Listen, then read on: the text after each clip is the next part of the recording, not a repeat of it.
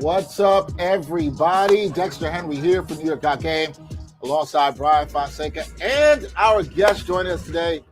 He's been on with me for a bunch of stuff, but first time here for a watch party.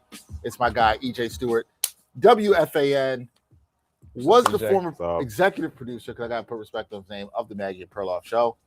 More on that show coming later for y'all down the road. We will let y'all know about that. But he's also doing this really dope new series, 40 Days, 40 Nights. He does 2 live podcasts, we want to call it? Do we want to call it podcast? Live stream, live podcast, whatever you want to call it. It's kind of like a variety show. It's sport. I always say sports-centered, but then we go into a bunch of other stuff, hip-hop, reality TV, wrestling. We can get into anything. Wait, what reality TV do you watch? Oh, have you been watching The Traders or The Traders? No. But that's on NBA Peacock. Is that on Peacock? Yeah. That always looks interesting, and it looks like some backstabbing drama.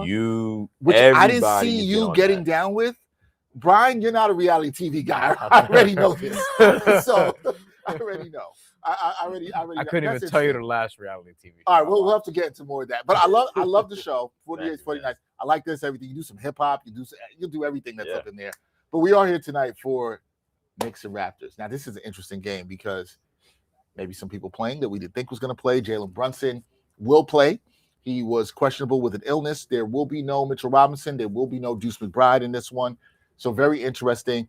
But, guys, I think you would think with the Knicks having won 3 in a row, this is a big game for them because of where they are with the Raptors in the standings.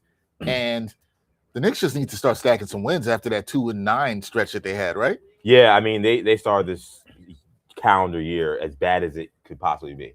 And I think they've turned the tide and the defense has gotten a lot better, which is a big part of why they're starting to make some shots, which helps you. It shouldn't be a situation where you make shots and that's when you start playing defense, but I think we've seen that a little bit with this team. But I'm fascinated about this game because you mentioned the guys that are out. You have a back-to-back where you played a game against Sacramento last night. That was actually a really competitive game. The final score doesn't really indicate kind of how close that game was. Mm-hmm. And then you have the bombshell of what was going on with Giannis Antetokounmpo and Sham saying he may be, on the trade market, and the Knicks are one of the teams expected to be aggressive with that. So how does this team respond? They didn't respond well post the NBA Cup. That was the last big event they had. And now the next big event coming up, the trade deadline, and now the word that Giannis is indeed on the table, coming off back-to-back against a good team. How do they respond is going to be my thing to watch today. Bryan, we talked about the Giannis stuff on our latest episode. People should check out the Knicks trade wish list episode.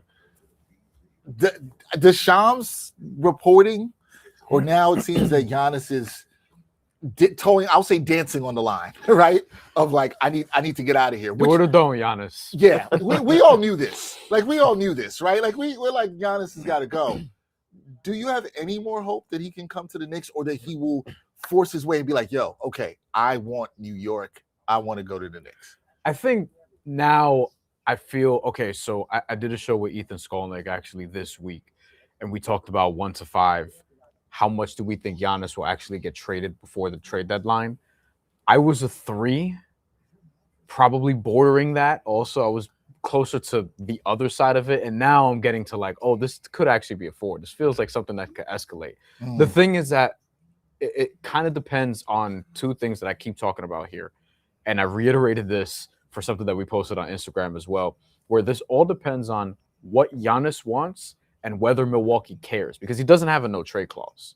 Right. But it's all about whether Milwaukee gives a shit whether he wants to go to the Knicks or Miami or Minnesota. Like, Milwaukee could be like, all right, cool. Like, Damian Lillard wanted to go to Miami and they sent him here. So go figure. But it really depends on those things.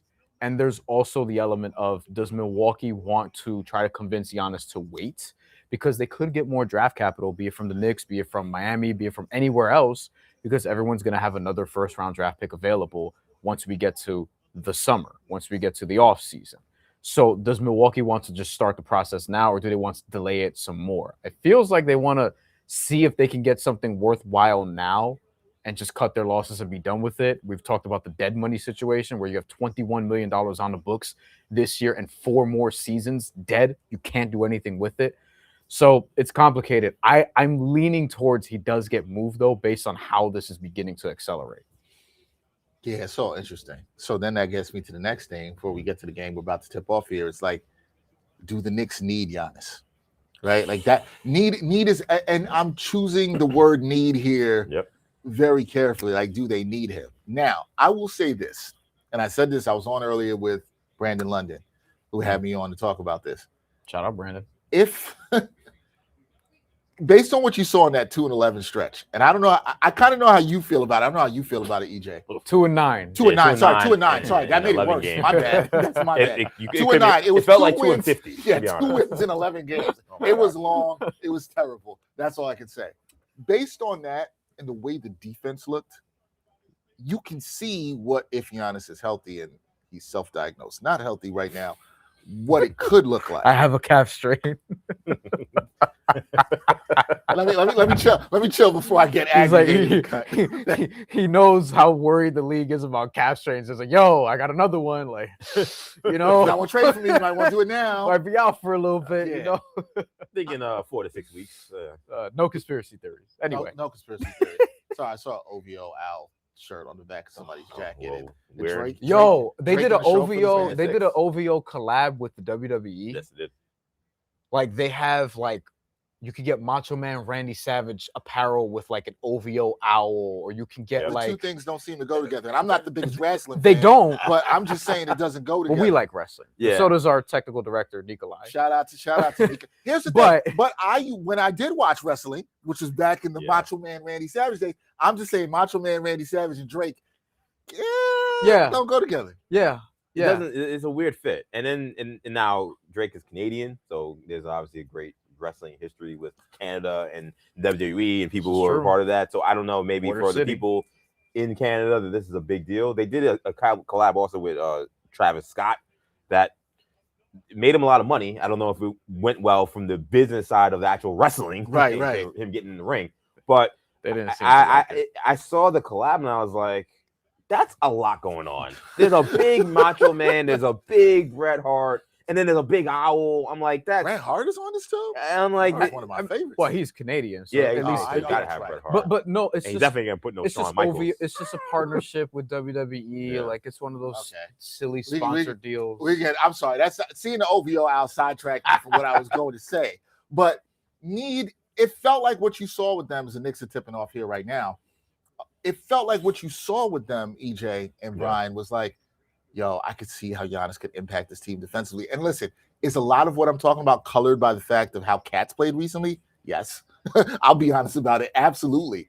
But need is a strong word as Cat takes a 3. Yeah.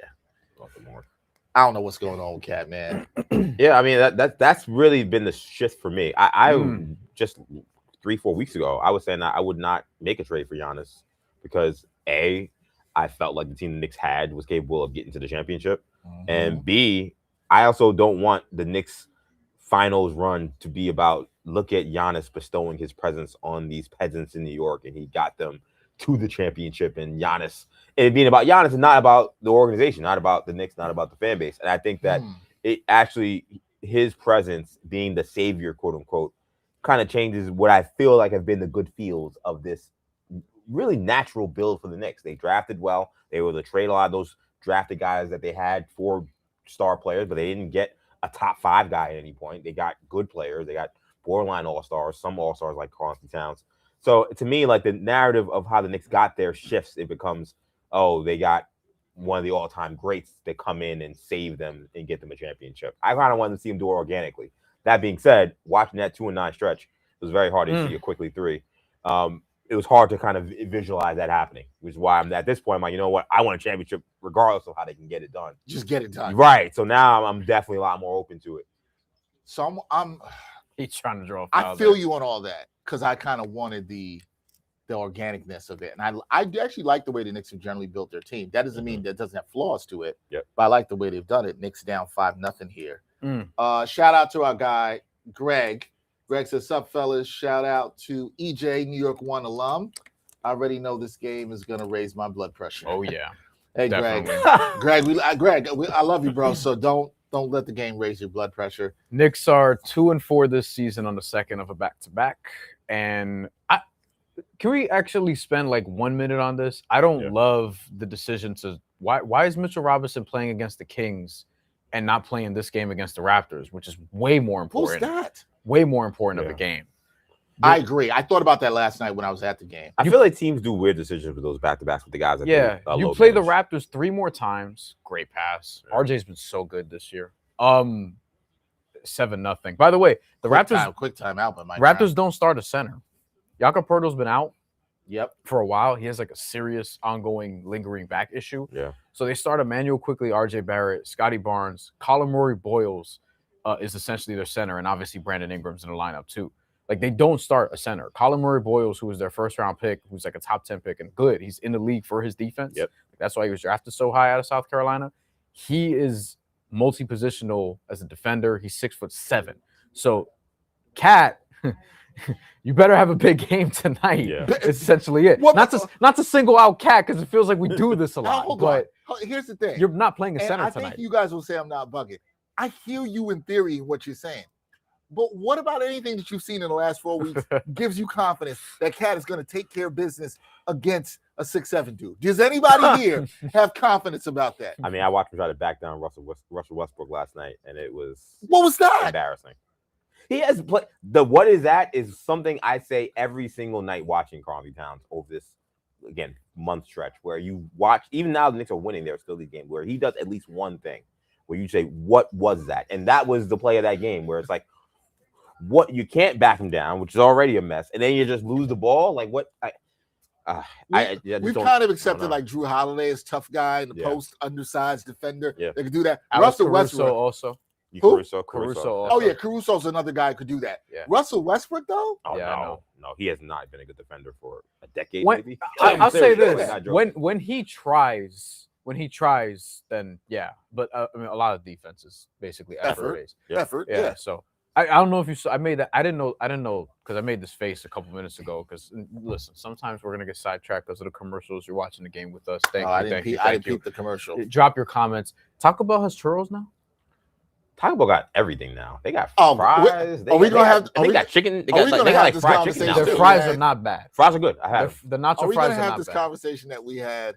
We had this conversation, EJ, a couple weeks ago with our staff here, and I was surprised so many people eat Taco Bell. I don't do that. They're not terrible relative to like other Look, I had Chick-fil-A today. You know what I mean? Like, can somebody put a poll? Can we do a poll? I need to know with the fans who's eating Taco Bell. I don't do that. Only when they have. I haven't done that in like 20 years.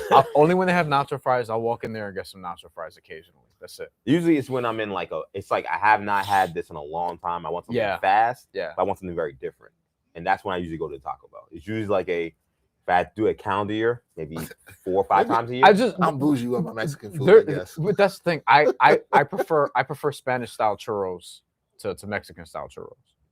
What's the difference? I don't even know. The Spanish the Spanish ones, they don't have like all the like sugar on the outside or whatever. They're usually look at you being health conscious. They're thicker and fluffier. No, it's not even that. It's because like they have churros con chocolate in Spain. Which is like a breakfast / just pastry that you have like any point of the day. Yeah. Whatever. It's like a warm churro that you dip in hot chocolate. It's you actually told me about this when you came back from Spain. It's one of my favorite. It's one of my favorite like top 5 snacks I've had probably. It's so good. It's ridiculous. It tastes like almost like a thin cake. Inside of the chocolate. We just had another Karl-Anthony Towns turnover. Knicks with 3 turnovers start this game. Knicks had 18 turnovers last night, 16 of them through the first 3 quarters. Ray Melendez here in the chat says, not very optimistic, Ray. No, Ray says, looks like another embarrassing L on the horizon. I'm like, damn, is that the level of like low that the Knicks fan is at right now? It's crazy. They won 3 in a row. So I mean, think that maybe people feel better with a 54-point blowout of Brooklyn. And the Philly win, I thought was a really good win. Ray, but I think Ray is more coming from like, oh, I've seen this before. Right. And they haven't been good on the second of back-to-backs, as I mentioned. Toronto's also. This is if you do believe in revenge spots, this does feel like a revenge spot here. Then we got a challenger. Are they challenging I don't. Brunson exaggerated the contact here, admittedly. It felt like he collided with Emmanuel Quickly in a way where he's trying to obviously get a call there. So we'll see what the review comes back and says. I thought it still went off Quickly last too. So if they called it out on Brunson, that might be what they're challenging. I wonder if they're also looking at like a potential foul there. Yeah. Just on the contact. Our guy Greg says Taco Bell is a detox. I'm inclined to agree. I'm inclined to agree with that. He also said the coaching change from Tibbs to Mike Brown has negatively affected Cat more than I think the Knicks brass ever would have thought. Wait, Brandon brought this up to me today, EJ. Yeah. I personally don't think the stuff with Cat that we're seeing with him, the struggles, I do not think this is X's and O's related. I think it's all here. With who specifically? With Cat. With Cat. I don't think it's about Mike Brown's system and him adjusting, and right. I don't think it's good players figure that out. You know what we haven't talked about enough though? Do we think part of this is maybe age? Like it's his 11th season. He's not old, but older, like other side of 30, 11th season. There's some wear and tear there. Don't know if he's playing through injury, to what extent it is. Like we're getting toward the point of the year where everyone's banged up and playing through something. Right. Like we're almost there. And I do wonder if there's an element of, hey, maybe he's starting to just go the other way now, which is what makes him very volatile, among other reasons. And also why the looming contract extension, because he's extension eligible and you could extend him after the season. You're not going to want to do it at a max, obviously, especially if he plays like this. But he can clearly still be very productive. But I've already seen a drop-off from last season, a fairly significant one. And I do wonder, not defensively as much, more so offensively. Definitely. But I do wonder if, okay, is this the beginning of like a decline? Or is it just a bad year? And that's kind of why I actually have flipped more towards being in favor of a Giannis trade, because some of the concerns people have with Giannis about potential health or him becoming an aging player, I think all those things apply to Karl-Anthony Towns. I think they're fair too. I think this is someone. Giannis is in year 13 and plays a more physical game. Right. And totally. His game, I have concerns about his game translating as he gets older. Because at least Cat can shoot. Right. Yes. Yeah. I mean, he's not shooting the ball well this year, but he's shooting better than Giannis does. Yeah. Giannis is a top 5 player, but still, like I'm not like Cat's not like he's not outside of the top 50. Like, let's be real. Yeah, they called the foul. Oh, they changed it from Brunson to Quickly. Yeah, that's the right call. Yeah, they got it right here. Yeah.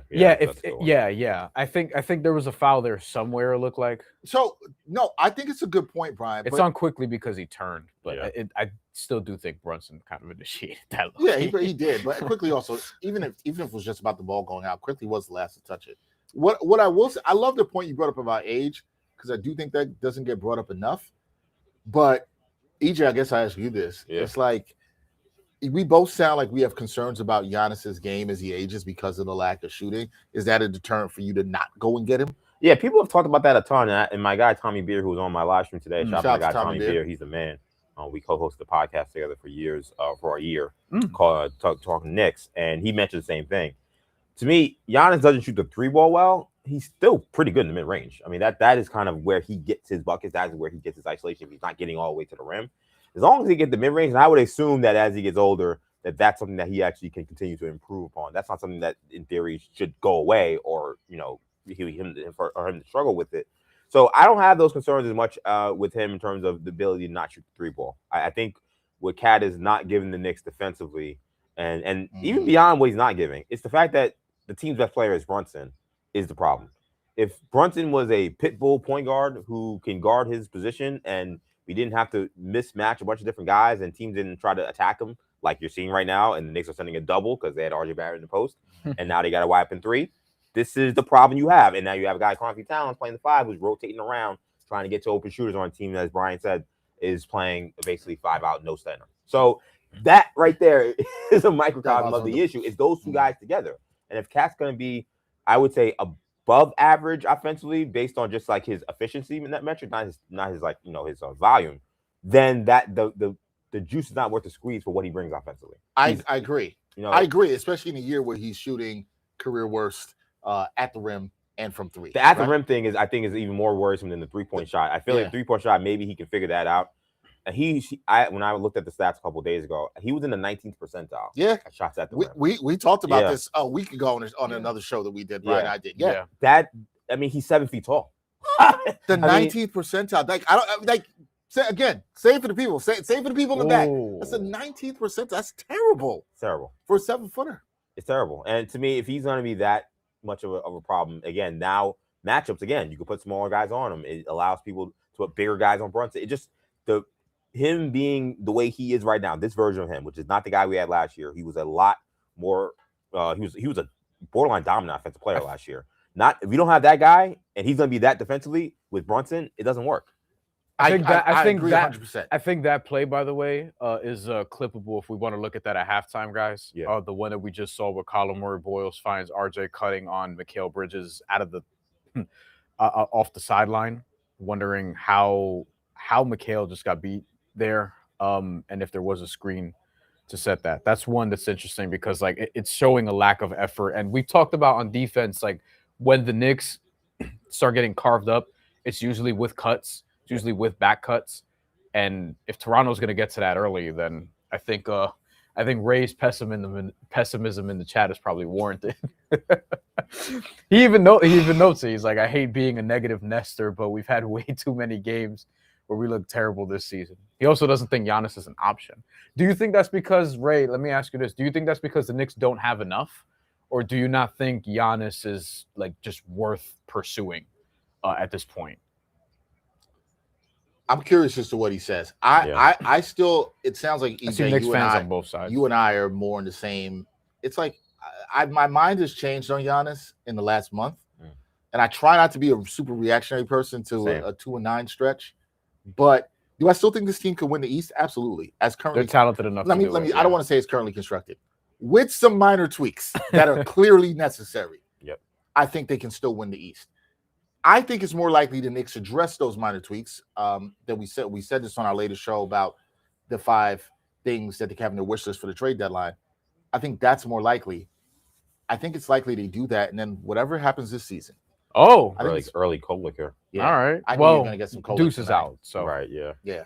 Deuce is out. So you got to say it early. But Mike Brown does this. Like he tends to.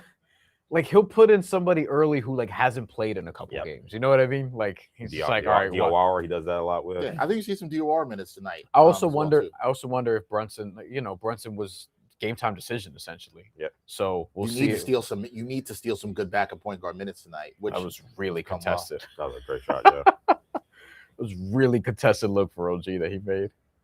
Let's see if the Knicks settle in defensively here a little bit. With all that being said, that's a win for the defense. Yep. I really feel like it's probably more likely if Giannis really wants to come. Damn, that's a good finish. OG getting aggressive here. Damn, OG, that's a good finish. He did that move that everyone's doing now. Brunson does it a lot too. Yep. Where you go in the opposite direction. Yeah, of where you you're like going across your body. Yeah, that's a good finish.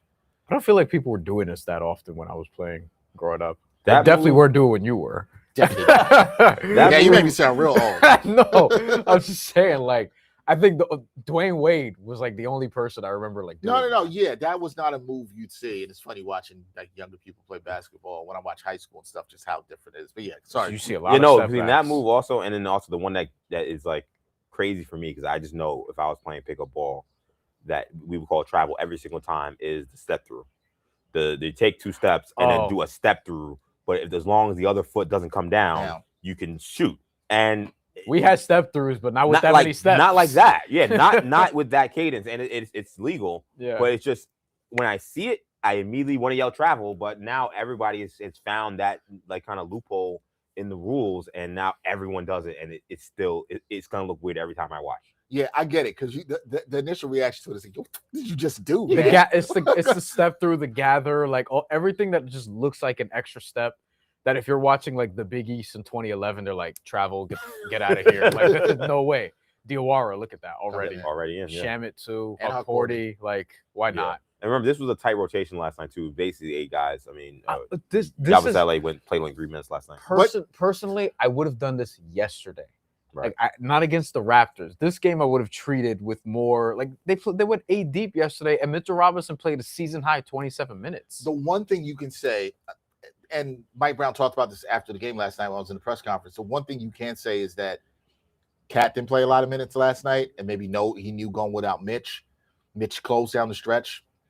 We'll see. I also always look at this as good opportunities for these young guys. Come on, Diawara. No, you're right. It's always good opportunities for these guys. I just would have done it against the Kings. I agree with you. I don't disagree with you. Is there any part of the decision making behind that from the fact that they got embarrassed by the Kings? And was there an aspect of like, hey, listen, Yo, we maybe, gotta get like, this win? yeah, like, Yeah. I mean, and I don't think Mike Brown cared that he coached there, but like, I do kind of wonder if there was like, these guys essentially destroyed us, and they're coming out to our house. We don't want to get essentially maybe give away a game by having a bunch of guys, going out there that maybe, we want to make sure we get this game and maybe send a message. Is that part of that? I think so. Maybe? Yeah, I don't think he'll ever come out and say that, but I think it is in the back of their mind, right? Like, I don't think he'll come out and say that publicly, but I do think there's something to that. Yeah. Right? Like, we can't lose to these dudes again. They smashed us. I know Brunson got hurt in that game and all that stuff, but the Knicks were terrible in that game. That was a game where Karl-Anthony Towns didn't get back on defense, although he did that again last night too. It could be a rest versus rust thing too. Like maybe they didn't want them to have 3 days off after Saturday's game until Wednesday's game. I don't know. Look, it's ultimately it's pretty nitpicky, but we're seeing Gershon Yabusele, man. Look, showcase. Yeah. Showcase. New Orleans, are you watching? All before Jordan Clarkson of note. Oh, yeah, he's buried. Yeah. And I mean, who knows what's gonna happen at the trade deadline? I think the Knicks are eventually gonna need him. They're gonna need some guy in the backcourt off the bench besides McBride that can create his own shot or get hot.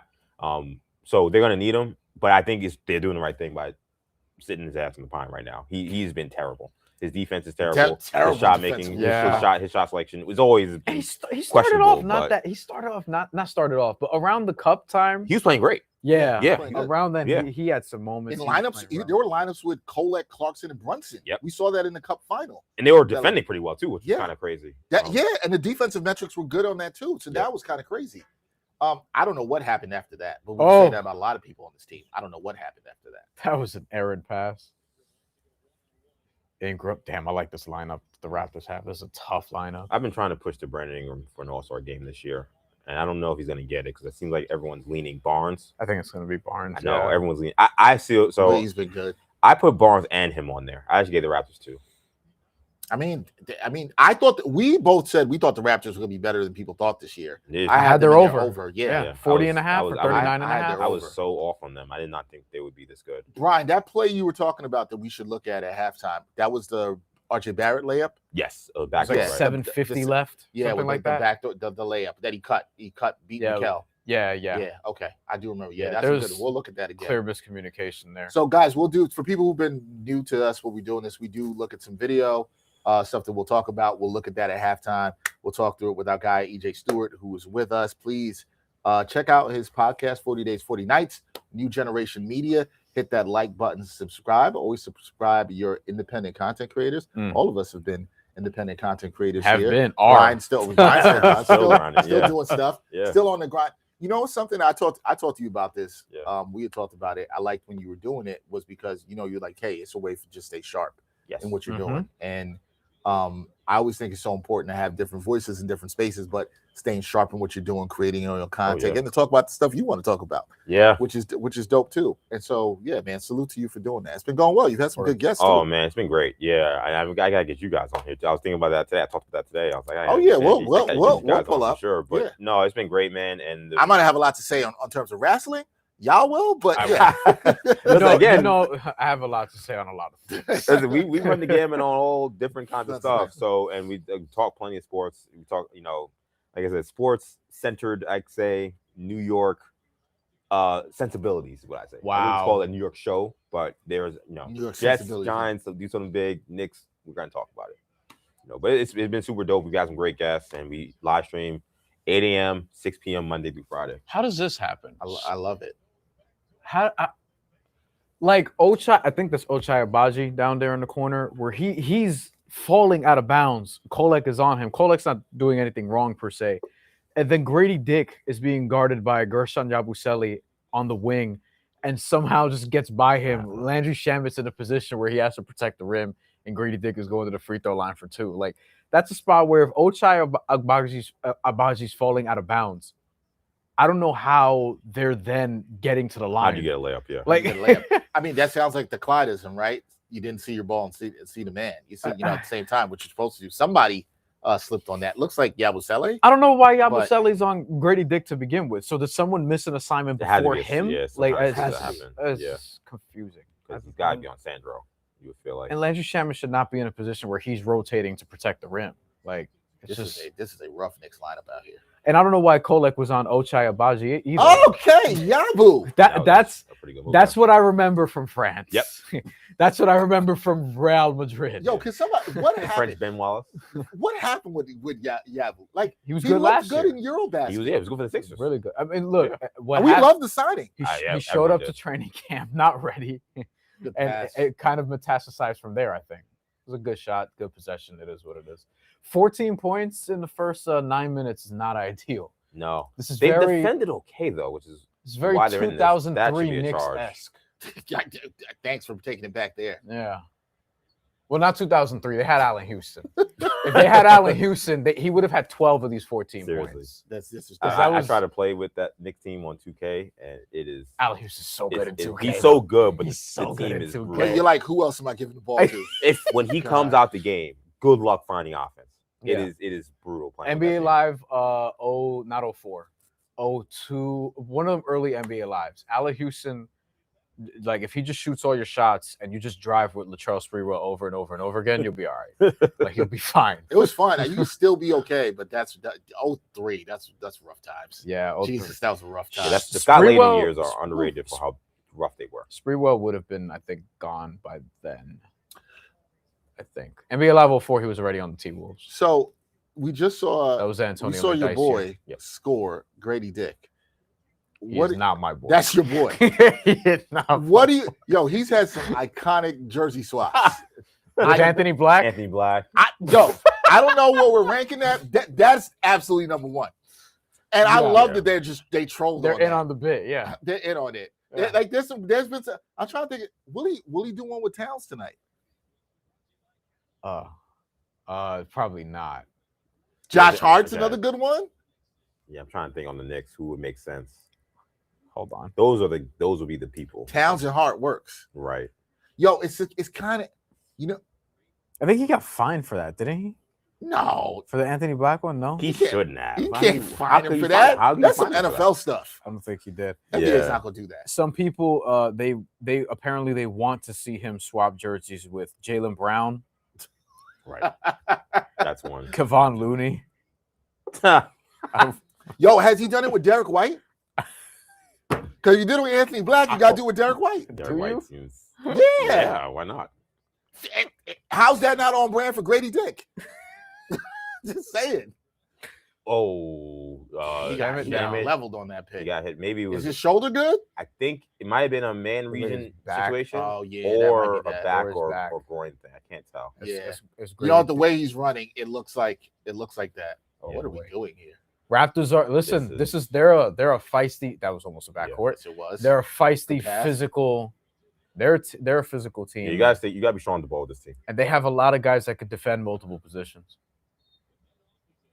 They also have a lot of your boy. That's a continuation in 2002. Yeah. Taking it back one more time.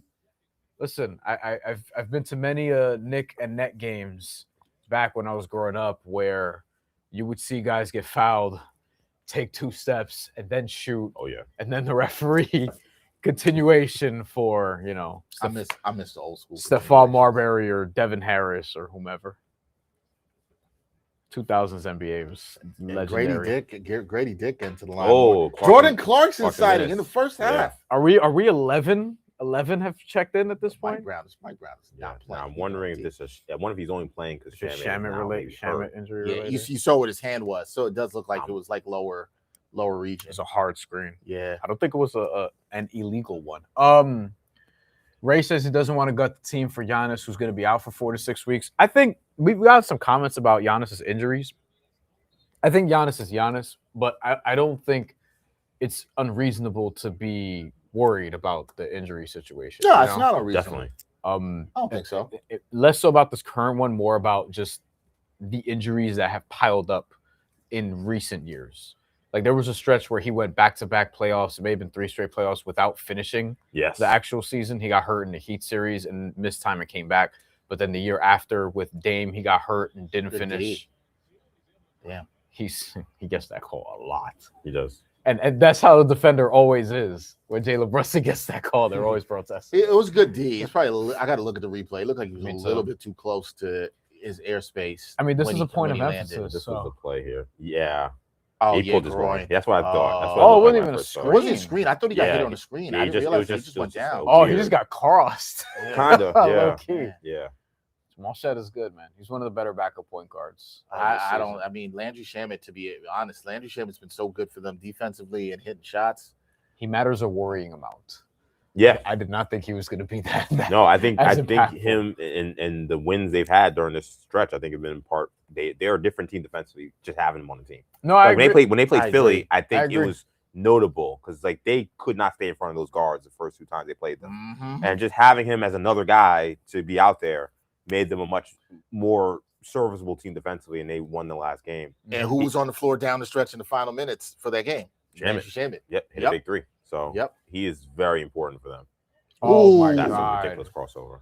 Damn, he crossed He him. could Could not finish, finish. Yo, Yeah. Yabu looks so slow defensively there. You know, he crossed McHale before that with an in and out. And Hell's that's how Yabu got in that position. He got Yeah. by McHale, and then Yabu had to switch. And then it's like Jamal Shed with Yabu Selly. I mean, I mean, I don't. I'm not gonna pretend like I watched a ton of McHale when he was on the Nets.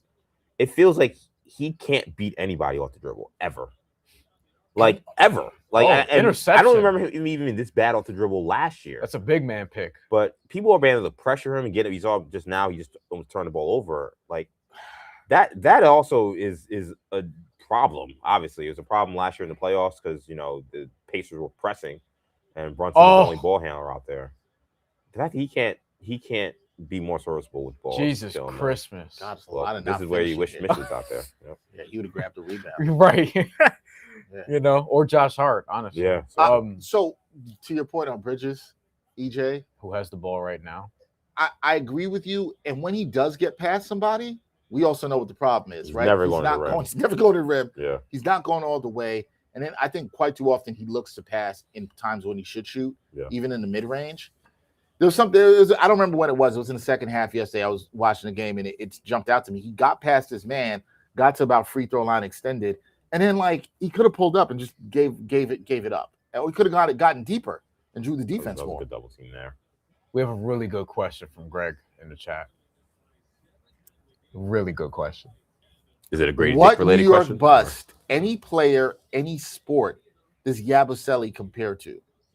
So my thing with that is it would have to be a player that came in to be kind of serviceable for a year or two on a short deal. I got to make it someone And just comparable, couldn't play. right? One guy comes to mind immediately. You have somebody comes to mind immediately. It's weird because he never actually got on the field. But Football? Baseball. I think it's Jed Lowry. Oh, With the Mets. yeah, that's Jed Lowry's supposed to come He's in. come in This guy, champion, and help you play. serviceable guy. He'll play, Play third, 120 days, yeah, multiple play multiple positions. We're not asking him to be a superstar, but this is a nice That's a good one. low bargain pickup. And now at least Yabusele's been able to physically get on the field.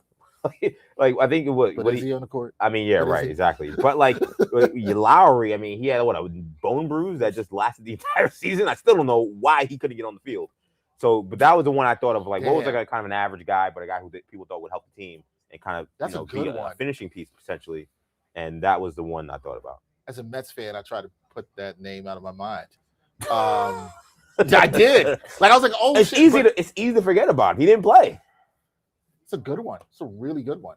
I'm trying to be comparable. I'm not trying to think about somebody you signed and they had expectations. Right, not like Jason Bay or something like that. No. Yeah, that's a no, super. That's no. a And absolute and I swear to God, That's triggering. I didn't like that signing when it happened. I didn't want it. I swore it was going to be bad, and I was right. I don't like the names that are popping into my head. Because I'm thinking about people who there were more expectations for them. And Jed Lowry's perfect. That's a perfect one. Yeah, I also think like a Kagawa. Oh God, Kazmatsu. No, he had more expectations. Kaz had more was like a space, star. and he was paid. Yeah. So there's more expectations. Like he guy had was more like a fourth expectations. starter, third. He was a third starter. I mean, maybe he's a little better than Yabusele in terms of what they expected. Yeah, I'd put him a little bit better than that, but I see where you're going. But he similarly played and was not used. The first name I thought of doesn't work because he was drafted by the Jets in the second round. Oh, you're talking about It's not gonna work. Stephen Hill. Geno Smith? Vlad Dukas. Oh, Vlad Dukas. That's great. I don't know why you didn't say that initially. Because I mean you got the French. I know he's terrible. Vlad's Haitian, I think, but Yeah. still, that's He was actually Haitian. really good. for a lot of reasons. I'm glad you brought that up. So Bryan, you were just like, let me find another black guy who speaks French. That's why I didn't want to say it. I'm like, I feel like it's lazy as hell, but also I'm like, I kind of respect it. No, I don't like that. I don't like that. That's where, you know what I mean? Like, people do this all the time in sports. We are lazy and stuff. Definitely. We're like, who are we gonna compare? Okay, we got Tyler Kolek. Who are we gonna compare him to? Right. Some other white point guard. Right. Yo, I had a call on the fan. Who's the cross-racial comparison for Right. Tyler Kolek? I had a call on the fan when Cole was playing really well, and I was praising him because he was playing well. I had a call being like, "Yo, Cole reminds me of Mike Rorden." I was like, "Yo, I'm a Knicks like die hard, and I feel I'm not gonna say a historian, but I feel like I know the team history really well. So I was like, I've never heard of this man, and I looked him up. The guy gave me a little details about him. Looked him up. He was actually on the '73 championship team, I believe, not '70. Yeah, but he was like 6'2", white, left-handed point guard. He was third point guard in that team, right? Third guard in that team. He got minutes. Like it wasn't like he was playing maybe like 10 minutes a night, but like he was kind of playing the Tyler Cole role. It was a good comparison. I kind of was like looking at his stats. I was like, this is. But I want to know. This is a way better comparison than I thought. Know from that I never heard, bro. I want to know from that call. Ooh, good pass. OG is having a game. I want to know from that caller. Revenge game. Would he have made that same comparison? To be fair, he had the lefty, right? He was also white. So he's like, checks all these boxes. Yeah. That sounds like that caller was waiting for him to be on Tyler Cole to be on the Knicks since '73. Yeah, he had to think back until 1973 to find a guy who was like a fringe rotation guy. Who plays like that? Because he doesn't play like Ron Baker, so you can't do that. Yeah, that would be disrespectful to Tyler And actually, Cole. you know what? I realized he actually wasn't on the championship team. He was on the year before. He was in the Earl Monroe trade. Okay, that's why I remember. He got traded to Baltimore. He got traded to Baltimore. That's why I don't remember him on the championship team. Yeah, he was on the year before. Okay. Because I also felt like I know my history pretty well, and I didn't remember him. Okay. They lost to the Lakers in the finals the year before. Yeah. And he was on that team. The 72 finals. Yes. Yep. Yeah, he was the Raptors are getting a lot of good looks that aren't falling. Yeah. They are. The Knicks, I feel like, are lucky to be in this game. Raptors only averaged 34 threes per 100 possessions, which is in the lower half of the league. But against the Knicks this year, they've gotten 37 and 38 or 38 and 39, one or the other. So they shoot more threes. They shoot more threes against the Knicks. So it's 2 for 14. And part of it is the Knicks, like they just allow so many threes. So many threes. I forget where they are, fourth maybe in the NBA in allowed threes per 100. It's concerning just because last year, obviously, we went crazy over the drop coverage, and Tibbs is sometimes like kind of conservative defensive strategies. Mike Brown's been more aggressive with them, and they still give up a million. They're getting burned. That's why. Yeah. They can't guard anybody. That's I think the way Mike Brown wants to play is just tough for them to play. Yeah, it's right. Which to that point, it tells you it's a personnel issue, right? It's not a system thing because Mike Brown, if he had another, unless you feel like he needs to adapt the system. That feels like that was a cat-like offensive foul. We got a comment from the point I'm making. They don't have. There's a point you made about Brunson, and the fact that we know how dope Brunson is offensively, but because he's such a weak defender, that was flop. He's such a weak defender, right? And your point of attack defense is so weak. That's what hurts everything with the 3-point defense. And see, that's where having a guy like Giannis, to be fair, does help clean some of that stuff up defensively. And the thing about Giannis, what we keep hearing is this idea that he really wants to play with Jrue Holiday, and that's the aspect that's also really turned me on this because Jrue Holiday, I think, is a better fit next to Brunson, even Bridges is. His contract is not. His contract is not great. And I do. And he's 35 years old. So that's my concern. But to me, though, if you're saying like you're going for it now, you're going for the championship, having Holiday be the guy as a point of attack defender instead of Bridges, who I think is miscast in that role when he has to do it, makes sense. And then if you have a team that has a point guard that you're not really as worried about, Holiday can guard anybody below 6'10", 6'11". Like, so it doesn't matter if he's guarding one of the better two guards in the league, the guy who may be 6'6", 6'7". He can guard that guy fine too. He can guard up well. So the fit makes a lot of sense in that regard. It's just the contract and the age. That's the only thing. That's my problem with it. But some people may say, well, if that's the cost of getting Giannis, you do that. Right. And I can't, to those people, I got to be like, I kind of hear you. It's top 5 player, hear you. If you're going for it, and it does make the team a lot better defensively, Yo, like a lot of people. The thing that I heard back the most in the clip we posted from the episode, which y'all should check out on YouTube in full to get the context to everything. But like the thing that I keep hearing from people is they don't want to trade Deuce. And what I'm saying to them is, one, I totally agree. You should not want to lose Deuce. Like you shouldn't give away Deuce. But that's one guy that's going to be asked for. Hit a three like tonight. if I'm another team, Deuce is one of the guys I really want. This has to be at least a foul. Oh my goodness! He couldn't even get a foul. He didn't go up strong enough the last time. Yeah, you have RJ to at least get to the line for 3. They're getting so lucky with these missed threes. The Knicks. I'm sorry, the Knicks are down 12. They should be down 20 definitely. If this game, if they made the shots. Jesus, finish. At least he finished at the rim there. Pressure.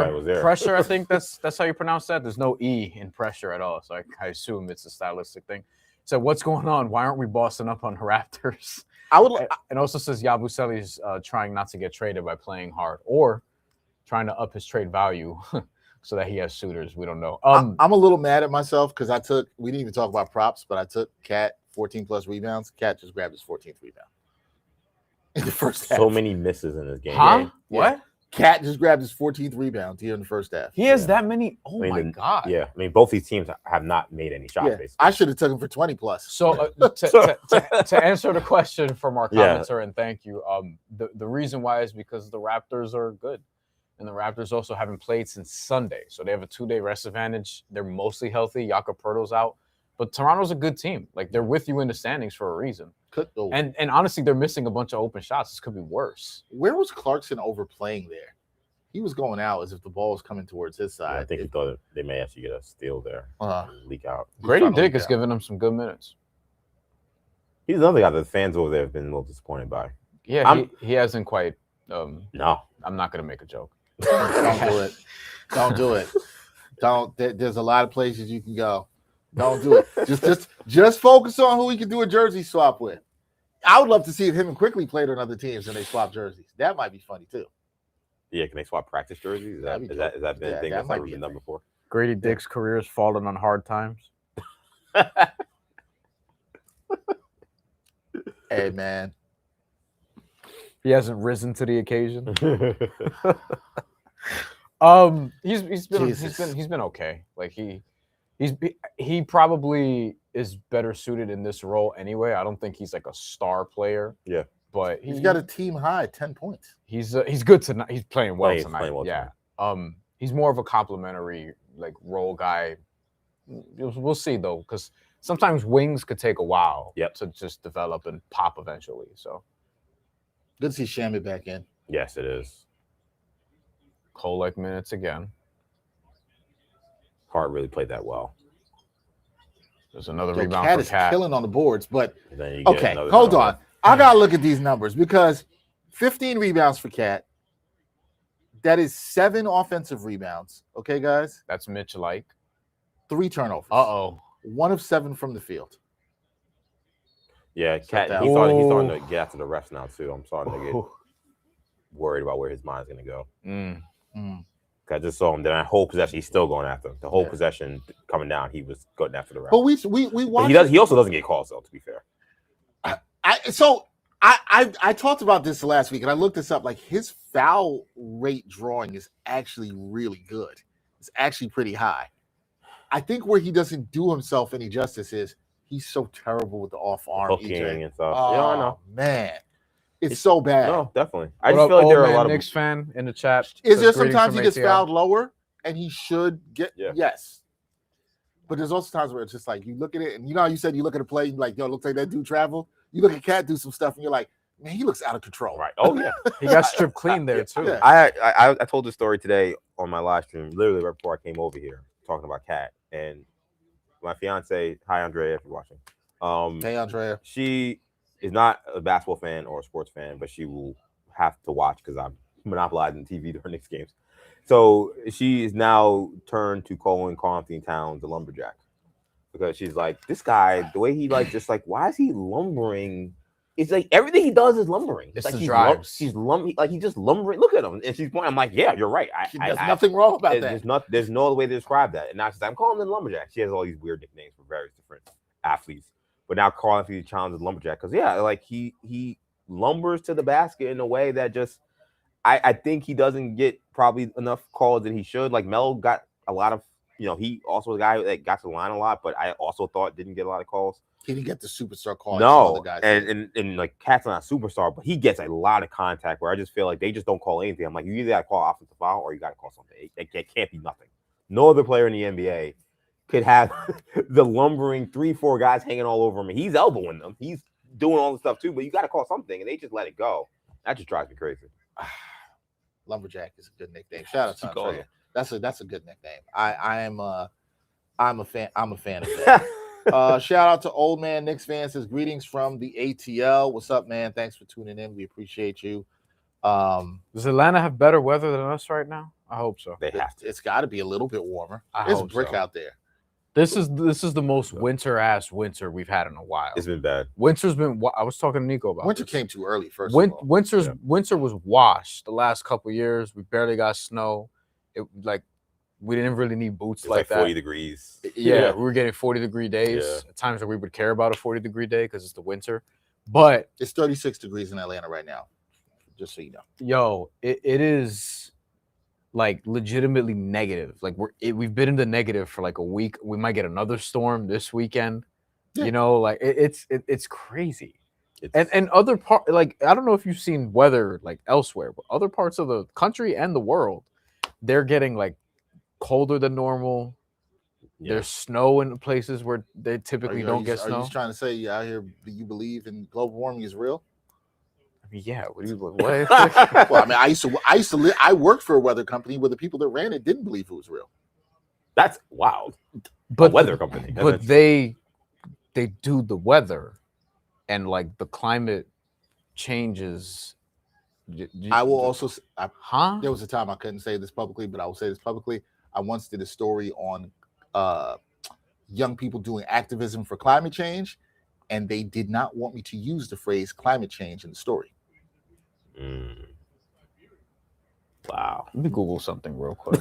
You keep talking. Yeah. This is a real thing. This is true. This is true. I know that whether it's warming, climate change, whether it's this winter has been absolutely ridiculous, and part of me is like, man, am I just getting older? Because I just feel like also I'm like I can't really do the Northeast winters anymore. I have no choice. This is where I live. But like the more every year goes by, and I'm like, I get why these folks go down to Florida. I get it. I really do. And there's a lot of reasons why I would never want to live in Florida. But you know what? I then see my friends or see my older folks who I'm friends with, and I see they're at the beach, or they're not even at the beach, but they're just in their backyard because it's 70 degrees and it's nice. And you're out freezing your ass. And I had to bring my boots in here because there's still dirty snow and puddles everywhere. I'll take this over Florida, to be clear. Like I don't. Well, I mean, I get it, but I'm just from a weather standpoint. I get to winter. There's that move, and that's one. It's become a patented Brunson move there. He does that better than most. Yeah, say that much. Yeah, this winter has been just see. When you were young, you used to like this getting the snow days and getting dumped on, and now snow days aren't even snow days for the kids. That's sad. They're giving them the remote learning, which I've already told my fiance if we are lucky enough to ever have kids, or if we want to ever have kids, that's never gonna happen. Like if this is a snow day, they don't go to school. What do you think I did? What do you think I did? Oh, maybe I shouldn't say this publicly. You don't have to. You can stop right now. I'm gonna stop right now. I'm just gonna say I support that message. I'm gonna leave it at that. And I have no kids, so I'm not afraid of anything. I'm gonna just say in the Henry household, that message is supported. I mean, that's what I mean, what are we doing? Like, and we all know remote learning sucks. Like, it's not. It doesn't work. Like, actually, it's like we have this crazy learning loss. Like, why are we going back to that? Like, just give the day off. It's one day. It's a big deal. Remote work though, fine with that. Always fine with that. That's good. Remote work, great. But they want to take that away. Remote schooling. Schooling. Yeah, it does. Yeah, okay. I support that message. I'm gonna just say that. Now I'm not putting anything out there. Just I support that message. Ray Melendez says it was 12 degrees in Atlanta yesterday. Really? Oh, I know they handle it terribly because anytime it's like it's below 50 degrees in the South. We don't know what we should probably do something about this, right? You also have weather companies that don't believe in climate change. So Yeah. No, think higher than that, sir. Yeah. Yeah. I'm just saying. What I'm saying to you is it's all connected. Oh yeah. Oh It's no. really all Listen, connected. you do a little deep. You do a little deep dive. No. I mean, I'll not share you, more later. but you know. Oh, that. Oh no. That could have been an offensive on definitely Towns. could have. Barnes wanted it. Here's the thing about Barnes this. hit that Here's the thing with this game, guys. The Knicks is still They're in striking distance. They're in striking distance. They're one run away, and Jalen Brunson, who's playing a little under the weather, a lot of his shots have been short. Maybe if he gets going, if Cat can get going, that'd be huge. Was it you, Bryan, that said this should be a big game for Cat? Somebody said that in the chat. Who said that? Somebody said that earlier. This should be a big game for Cat. It was probably me because again the Raptors don't start a center. Small lineup. Yeah, you. Even Sandro Mamukelashvili is not a center. You know what I mean? He's more of a stretch floor that can. That could have been offensive foul. Barnes, as EJ said, that really could have been off. Barnes looked appalled by that. He's like, how did I get elbowed in the face and I didn't get a call? Toronto is shooting 5 of 23 from 2. Jesus. From 2. Okay, they're 28% from the field just overall. They're 5 of 23 from 2 in this game. So yeah. I think the Knicks are kind of getting away with it. So they have to take advantage of the fact that they're getting away with it. Problem for the Knicks is they're only shooting 18% from 3 of 17, and they've turned the ball over 9 times. I mean, but it also looks like they're not really getting a lot of good looks from 3 either. Listen, shots. We can get a high-octane third quarter for both of these teams. They're both kind of due, but we'll see. That's a tough one. Coley gets some rough turnovers, and that was one of them. Where you just got a ball fake or something. There's Mamu. Look at that. They're actually shooting decent from 3. This is an ugly offensive game. It feels like a playoff game where everyone's just anxious. Yeah, so he's gonna hit him on the back cut. Fadeaway. Yeah. Again, he's not beating this guy off the dribble, so he's gonna go fadeaway. Absolutely. Fadeaway, Mikhail. Absolutely. Fadeaway. There's no way this is going towards the basket. There it is. Good. He's got to the spot. But 1999, baby. Wing LaMarcus Aldridge. Immediately to the background. That's the game. It's the wing LaMarcus Aldridge. That's what it is. No, LaMarcus Aldridge was elite at one point. Yeah, he was a killer. Yo, Floaty. Shout out to Ray Melendez in the chat. That was a lot of contact there. I know he's in New York. He said the first time I brought out my Averex in more than 10 years. Wow. Bro, you are Ray Melendez, where are you from in the city? Because we know you are a New Yorker. We know that. We have more New Yorkers that moved to Atlanta than I thought. Ugh. Oh yeah, it's I mean Sky Zoo, who we've had friend of the show. We've had more New Yorkers in Atlanta than I thought, for sure. That was a good. And Sky Zoo's always telling me that he's like, there's a bunch. Even I think in his neighborhood where he's living, there's like so many New Yorkers all the way. He's going to bet. Oh wow! We actually went to the basket. Yeah. Oh, with the that's left the weird hand thing too is that he actually has a pretty good layup bag. No, we looked at the stats. This was last week. He's elite in terms of finishing. In when he does finish, he shoots like he's in the 90th percentile in terms of finishing a basket. Yeah, he just doesn't do it all. I know. And even the eye test, like I've seen him left hand, right hand versus. That was cartoonish. Yeah, he did the double pump fake. And OG's like, get that shit out of there. That was like the kids at the basketball camp playing against the counselors. Yeah. Do all these moves, they just shot. Back-to-back layups for Bridges. What am I seeing here? That was a good pass by Cat. Yeah. No free throws. But listen, you'll take it. I know. The first step to getting free throws is going to the basket. The first step is that. Oh, Ray Melendez said he's from the Bronx. You knew they were going to come out here at 3. Shout out to the Bronx. I was with our guy Hector earlier. Although he goes to Dykeman, but you know. Yeah, he reps the heights all day. All right. Shout out to the Bronx, except the Yankees. Well, look, it's cold. Yeah, we all agree with that here. The people that work on the producing of this great production, unfortunately, they all root for that team. The Met fans are here. The Yankee fans are out there. Unfortunately, they're good people sometimes. I guess I would be nice because y'all produce this show. But please don't cut off my mic. Yeah, right. Like I'm a good person. Like they're controlling this. Yeah, we don't. Dexter's done. You're done. We got to talk about this because it's cold, and we just got the birthday blizzard tape. Oh yeah, from J. Cole. Yes, have you listened, Bryan? Oh, what are you doing? No. I've listened to it. Oh, okay. I was gonna say, when's his album coming out? It's next February 2/6. Next Friday, 2/6. Right before the Super Bowl. I'll say this. I'm more excited for this album than I probably was for the last two, maybe. Off season, and I like might delete later. Might delete later was kind of a surprise. No, so I'm including KOD. like, and even 1985. Right, KOD's on 85. Yeah, right, okay. Yeah, even that one. I'm looking more forward to this one than I was that one. I was looking forward to that one too, but I don't know. The way he's been rapping for, I would say even for the last 5 years plus, like with the features we've talked about a ton, but also his own stuff.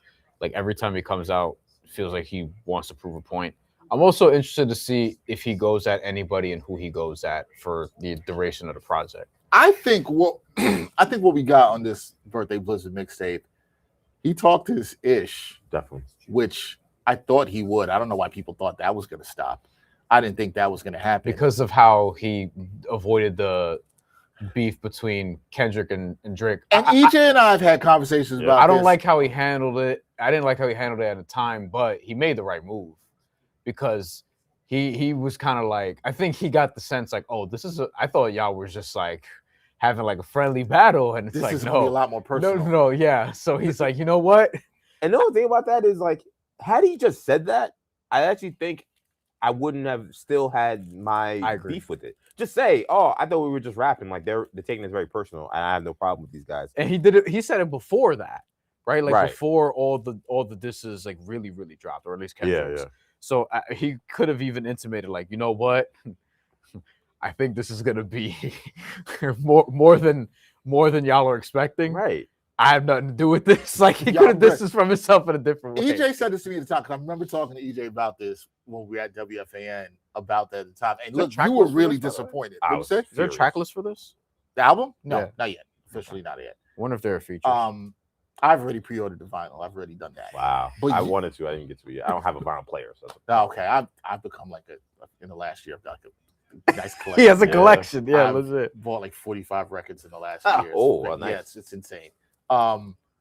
But you were so disappointed. I remember you like, yo, I'm taking this down. I'm taking the Cole artwork you had on your wall. The TikTok is still up, man. I don't know did I tell you about how I had somebody from Dreamville MFing us on our Instagram? Nah, they were mad. What's his name? That was a nice move by Josh Hart. But like Cole has shouted him out multiple albums. I forgot bro's name. I'll find out in a second. No, Boss? He's like he's a keyboardist. He has like a regular name. But he's keyboarded, I think, almost every Cole album. And I did a video with my guy Ray Jarvis. You know Ray from the Rap Roundtable. Mm-hmm. He's an awesome dude. Shout out to Ray. We're gonna have Ray up here soon. Yeah, he's the man. And we were talking about, when they announced the Fall Off was coming out. I thought the video was pretty benign. Oh no, I saw the tweet, and I saw a dude who's salty at you. He's on Dreamville. He's part of, like, see that. He was MFing you, motherfucker. Y'all don't know. I'm like, bro, whoa. I didn't think we were even that offensive about all the you take. said. I asked a question. I didn't even give a take in the video. Yeah, I remember you just, were you asking more the question of like how he would address the apology situation? Yeah. All my question was like, my thing is, if he decides to respond, like, will he be able to be doing this I'm the best rapper thing when people will think about, well, when you had a chance to prove it, you backed out? Wow. Which I think is a fair question. I'm not trying to get my journalism bag, but like, I thought it was just kind of like a standard question. And it was a question that sparked discussion. I think and I thought Ray's answer was, again, not that disrespectful. He has an opinion about it, but yeah. And no, it's a hot button topic. I expect people to have different opinions on it. I didn't expect a member of Dreamville, someone who works very closely with J. Cole, to be in my comment section on Instagram, MFing us and talking crazy. Yeah, I'm like, whoa! I'm a J. Cole fan. I was wearing a Dreamville shirt in the video. You couldn't see my neck is cut off, but I'm like, I'm a fan. But honestly, man, we could bring this back to sports too. Yeah, we're kind of in this like era of like, if you're not like a super fan, this goes with teams too. Oh yeah, stand culture. You're not in stand culture. You're not in it all the time, and you can't be. This critical. Goes with people. This happens with all of us. I think working in media. Oh my! It's God, like sometimes now, if you don't, we are journalists, and if you're not doing the thing, yes, we're also fans too. I don't want to dismiss that. Yeah. But if you're not, the job is job. critiquing and looking at things and analyzing it as we're supposed to, people are like, yo, what's wrong with you? And it's like, I'm like, what's wrong with you? Right. Do you not understand what we do? Yeah. And so to that No, point, it's the answer. that Right. is that. The answer But is that's no. the You know answer. what? You're right, though. That's You're the right. issue. Yeah. The answer You're is right. no. Like, Yeah. If you want us to be here waving the Nick pom-poms and not ever being critical, this is not reality what we do. Oh, that was It good. was online. That was right online. I Yo, think the Knicks are fortunate to be down 4 I here, was gonna man. say, look at Barrett. RJ. She's still going at it. That was funny. I think the Knicks are fortunate to be down here for it to I happen. was gonna say This This has been ugly. terrible first I will half. say this. I think that they've not shot the ball well. The offensive execution has been terrible. I think they've, after a rough first 7-8 minutes, they've met the fight, the physicality, the defense, the energy of the game. Did you just have a turnover? Yeah. Yeah, it looked like, Okay, it looked yeah. like Cat did. Yeah. Except Cat's like an actual NBA player.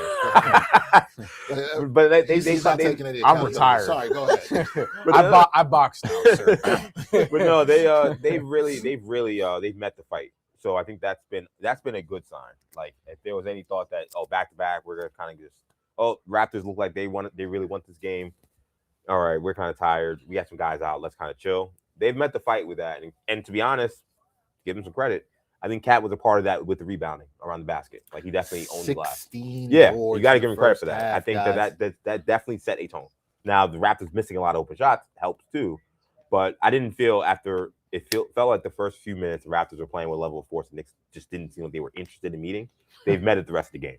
So I think now we may have an interesting second half here. Physicality is always a word we've been talking about. You want to see that from the Knicks. They've shown a little bit of that. Look, Cat has only had 4 points. I do think you have to give him credit. You got to finish defensive possessions with a rebound. He's got 10 of those. He's got 6 offensive rebounds. So he's doing a little bit of a Mitchell Robinson impression here today.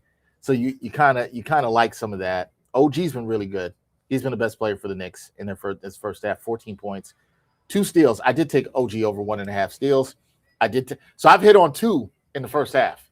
I've got nothing so far. So I'll take that. So that's some fun ones. I also had a Josh Hart double-double. Josh Hart, 9 points, 2 rebounds, 3 assists. So he's got some work to do. But a lot. yeah, I think you can be. Cat keeps I think you stealing can his be rebounds. okay with how the Knicks fought in the second half. You want to see more. How many guys has he played today? He's played 11. Yeah. 11. So 11 guys have played today. The lowest minute total is Ari Halperty and Mohamed Diawara with 3. So guys have played. It's weird when he does the 2-3 minute things with guys. I don't know what he's trying to get out of it. He believes in just stealing minutes. Yeah. I think that's all it is. I respect that. Yeah. Probably more so for the young players too, like Ari Halperty and Diawara. It's again. He Get does some do it minutes. with vets sometimes. I also. thought he stole a great 4 minutes with Huck-Porty in the Philly game. I thought that was fantastic. I thought Definitely did. Huck-Porty's minutes were fantastic. And shout out to Hot Party for being ready too. Yeah, because sometimes you don't always see that. We Yep. talked about that in our post-game show. You got to hop on one of those with us too. For sure. So that that was good. But listen, the Knicks, you're in this game. They had a little bit of better offensive flow at the end of the second quarter. They can win this game. Definitely. Especially kind of like the last game too, where Brunson was kind of today he's 6, so it's a little different, but last game kind of feeling his way through. And then once the game was kind of tight, all right, it's time for me to snap this team out of here. 3-4 straight buckets in a row, and now you're up 8-9, and now they're calling timeout. Like, being in this, if I was Toronto, if I was looking for Toronto's perspective, I'd be a little concerned that Brunson has really kind of been a non-factor, and this game's a 4-point game. Knicks have played this poorly. You got to expect in the fourth quarter, if this game is so tight, he's going to be a big difference maker. Yeah, if Brunson is better, or dare I say Towns is a little bit better offensively, That's that too. This game could really turn a lot. You got a little bit out. Listen, where's Bridges at? Bridges at 6 points. Bridges 3 of 3 from the field. 2 He had it all in that 2 flurry. layups. That little flurry, yeah. He had because he had the turnaround jumper and then the layup and then the layup and that's it. But it was all in that one spurt. This team is again. I mentioned his ability not to really beat anybody off the dribble. I think this is a hard team for him to really be a factor offensively because he's not getting wide open looks. They have multiple switchable defenders who you're not going to be able to easily beat them off the dribble. They're very athletic. I think he's seeing their length and their quickness, and he's just I'm passing the ball, which is not the worst thing in the world. Okay, move the ball. It's the right basketball play, right basketball play. I'd rather do that than force. But you saw how difficult that one basket we tried to create was. Right, we dribbled. It must have been 15 times. Yeah. And I think this is the kind of team that's going to give him problems, you know. So I think that's been part of the thing. By the way, Ron Gilmore is the person on Dreamville, by the way. Cole has mentioned his name on mixtapes and stuff. He has mentioned Ron Gilmore before. Ron Gilmore. So, I mean, I can't say shout out. He cursed me out. but that's who it was. Ron Gilmore, we like Dreamville. I almost wore a Dreamville t-shirt today, and I did it. We like it was a fair question. Question, man. Y'all ain't got to be so soft all the time. It's a fair question. I have the last thing I want is beef with Dreamville. Of all the, I mean, I love Dreamville. Who do you want beef with? It's better than having beef. It's better than having beef. I was gonna say it's better than having beef with Benzino. That you really took it back. Oh my god! Remember that time I pissed off Benzino? How did you piss off Benzino? I pissed off Benzino. I pissed off Keith Murray. I pissed off Ja Rule. He has me blocked on Twitter still. I don't even know what I said. I don't even remember why Ja Rule blocked me. Wait, the Benzino. So some people know in our audience, Bryan and I used to do a sports and hip hop podcast. Benzino responded to something we said we clipped because we were making fun of him for giving his own mics his own albums 4.5 mics in the stores. Which the wild thing is that Benzino, you got to know your work. You don't think that we should have laughed at you? Come on. That's objective. Who around you is telling you that's not funny? How are they not laughing at you? Anyway, do not clip this. Oh no. Do not clip. I'm over it. I would say I don't want beef with anybody. I don't want beef with Benzino either. I don't want beef with anybody, but I'm a Dreamville fan, which is why I definitely don't want beef with them. I love those guys. The Keith Murray one, the Keith Murray one, we're good. Don't need to reiterate the Hassan Whiteside comparison. It's fine. And then the I like Keith Murray. Okay, I remember that. I like The Most Beautifulest Thing. Great song. You know what I mean. The other one where he sampled Bootsy Collins. Damn it, I can't remember it, but regardless, probably Eric Sermon sampled it. Anyway, Ja Rule, don't know why he has me blocked on Twitter. Don't remember. But he's probably like when people ask who's the most famous person that has you blocked, it's either him or Ben Roethlisberger for me. Ben Roethlisberger. He blocked a whole bunch of people. I think it was around the time where he went through his drama and he just blocked a lot of people. So you're not seeing any clips from the footballing podcast then. You know, probably better. That one's whatever because he seems to have everyone blocked. Ja Rule, I don't get. I think I may have made a joke about like him hyping up fans at a net game because like it was when I was covering the Nets. Right.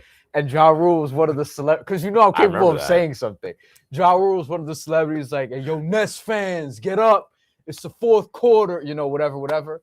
And I was just like, I probably said something like tongue in cheek, whatever. And I noticed that like a year or so later, I was blocked because I don't remember people found out he was driving Lyft. So I tried to go on his Twitter account just to see what was going on. I didn't even know that. And then this is years ago. You remember he did the Lyft commercial too because they were like leaning into the bit. Anyway, so yeah, Ja Rule has me blocked. And as a Queens guy, I just want to say, Statue of Liberty dunk in a game? Yo, he does that though. Who was that? Jay Huff. He doesn't dunk normal. All of his dunks is Liberty reverse. Wow. He doesn't dunk normal. Something. The Pacers don't got much to show right now.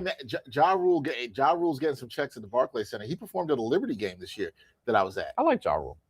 You know what? I'm glad people can now say that. Like, because there was a time. I mean, look, I like 50 more. Of course. But because 50 punked him, then everybody was like, Ja Rule's whack, and Ja Rule's not whack. You had to pretend like you actually disliked Ja Rule. You disliked that run he had with Murder Inc., which was a great phenomenal music. Yeah. Like and to me, honestly, meanwhile, all y'all like Ashanti. Like, right? Yeah, come on, if you don't like Ashanti, I'll be judging you. But, I mean, like, so all that music I'm throwing out because you guys love 50 Cent, like, and I love 50 Cent, but like, let's also be fair. Short run too. Oh, interesting. Short run of like, I don't think I get talked about enough, but no, it is. Yes, I mean, I would argue one classic album. And that's it. It was Uber, not Lyft. He drove Uber. He had a Foot Locker commercial where they leaned into the bit also, where he was talking about always being on time. And 50 Cent, of course, made fun of him for it because when you beef for any opportunity. When you beef for 50 Cent, it's on site for life. And in some cases with Ja Rule, it's kind of unfortunate. And then in other cases with Diddy, it's like, you know what? And to be honest, like with Ja Rule, like after I watched the documentaries on the Fire Fest thing, like I felt less bad for him how his career went because he seemed like he really. I'm not as. You made some stupid decisions. Yeah, and I'm not even whatever. Like some influencers who are super rich had a rough time. Like they shouldn't have been scammed. But it was more about the people in the Bahamas who seemed to like really be scammed, and those people aren't obviously they're poor and stuff. They don't have the ability. Yeah. So that was like I was kind of like, all right, I kind of get y'all not rocking with him, but I'm glad we can say, hey, listen, Ja Rule's music was really good, and we did enjoy it. It's okay to say that. We can say that and still understand that yes, he lost to beat 50 Cent. Yes, 50 Cent is an icon. I feel like I've never thrown this hot take out there, so I'm like try ballooning it here, but just thinking about it. No, when I mentioned that he only had one album and short run, but yet he's super famous. I think 50 Cent is the East Coast / New York Snoop Dogg. One classic album, super uberly famous, and has lived off of that. Completely that. When we say, well, if you're gonna like challenge him as an artist or challenge his pen, you say go to that one album, and then you say, well, I can't say anything. I think he's in many ways the New York's version of Snoop Dogg. Snoop, I love that. Doggy Style's a classic album. Snoop Dogg does not have any other ones. Nope. I know that again, that's going to sound like I'm being disrespectful to Snoop Dogg. I'm not, because I love Doggy Style. It's one of my favorite albums. I completely agree. 100% agree. I don't even think that take is hot. It's rooted in fact. Because give me the other classic album, or I'll even dare say, do either of them even have any near classic albums? And at this point, they've transcended like rap. Like Snoop Dogg is like Mr. Olympics now. Like now 50 Cent is crazy. 50 Cent is Mr. Power / documentary / like troll. Like he's just they're not even like they're beyond just nobody's even asking. Nobody's even like, yo, when's the next album coming from? No one would ever care if 50 Cent ever raps again. I agree. And same thing with Snoop Dogg. Now Snoop Dogg will try, and the last album actually was pretty good. The one he did with Dre. They did like the missionary one. Yeah, I thought it was cool. Yeah, but like. Not a fan, I guess. I didn't think it was terrible. I mean, it should have been endorsed by Grady Dick. That'd been great. That'd been fantastic. That'd been great. But I mean, I look at their careers and I'm like, wow, they're very similar. I agree. Oh, before we don't want to do this while we're at halftime, we have some video to look at. We want to check out. And then I'll circle back to that video thing that we have, which EJ made a fantastic point, and Brian, you made this too, about the fact that look, we've seen some issues with this Knicks defense. We saw it in that 2-9 stretch. There was a play in this game earlier, I believe this was in the first quarter, where things did not look so good for the Knicks. Let's take a look at what went wrong for the Knicks here and some of the things they still need to clean up on defense, especially with their point of attack defense being so weak. We're going to take a look at that now. So we'll do a little film stuff with you. We'll also look at something in the post game with you guys as well. And then we'll get to some comments also because we got a few good ones. We've had some good ones. Sorry, we went a little side hip hop talk. I will come back to that. We'll tie that back in with J. Cole. People who watch this like different things. So we talk about different things. We'll talk about commercials. This is kind of like EJ shows, 40 days, 40 nights. You should check it out too. Yep. We'll talk about wrestling, even though I don't have much to say. Nikolai will be in my ear telling me what to say because he knows I don't know. I don't have much to say about current wrestling, but we'll talk about that. Hip hop, commercials, food. Some of y'all out there apparently love Taco Bell. Some people here love Taco Bell. I do not, but it is what it is.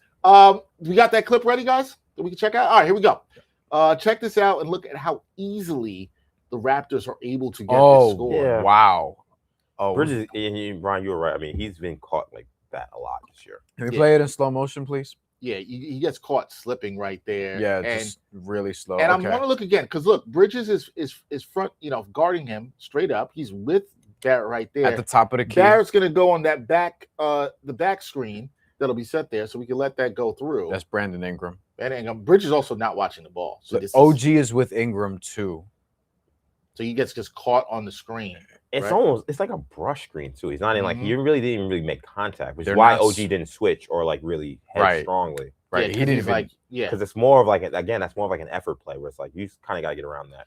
Like, he can't switch that or heads that over and just give a wide open because that becomes a wide open three for Ingram there. So let's see it again because you really can't blame anybody else. Everybody else is handling their business right here. And OG's not going to hedge and drop back because of that. He's not going to do that, right? Because you're like, look, you're getting over that screen. You look at that right there. You're like, hey, you got him. You're with your man, but that's effort. You're right about that, EJ. Yeah, that's all effort there. It's reading and effort. You can't blame OG. OG's not going to drop back because if he does, Ingram will be wide open for three. Yeah, he's got to be more forceful with Barrett there on the back cut too. Like he's like Barrett he just walks right past him basically. That's what I was sort of really focused on was it was just light work physicality for RJ Barrett, where he's just like, all right, I know where the screen is. Yeah. And he just knocks him off position like nothing. Jalen Brunson can't go over and help because then Emmanuel quickly will be wide open. And then, to be honest, what's Jalen Brunson going to do at that point? Like, he's probably going to foul him at minimum. He's going to get on the block. Even if you do that, though, quickly he's going to be wide open. And obviously, you know what quickly can do offensively. Right. So that can just lead to something else. Like, it's just a simple thing, like a really simple thing. But those breakdowns are really happening a lot.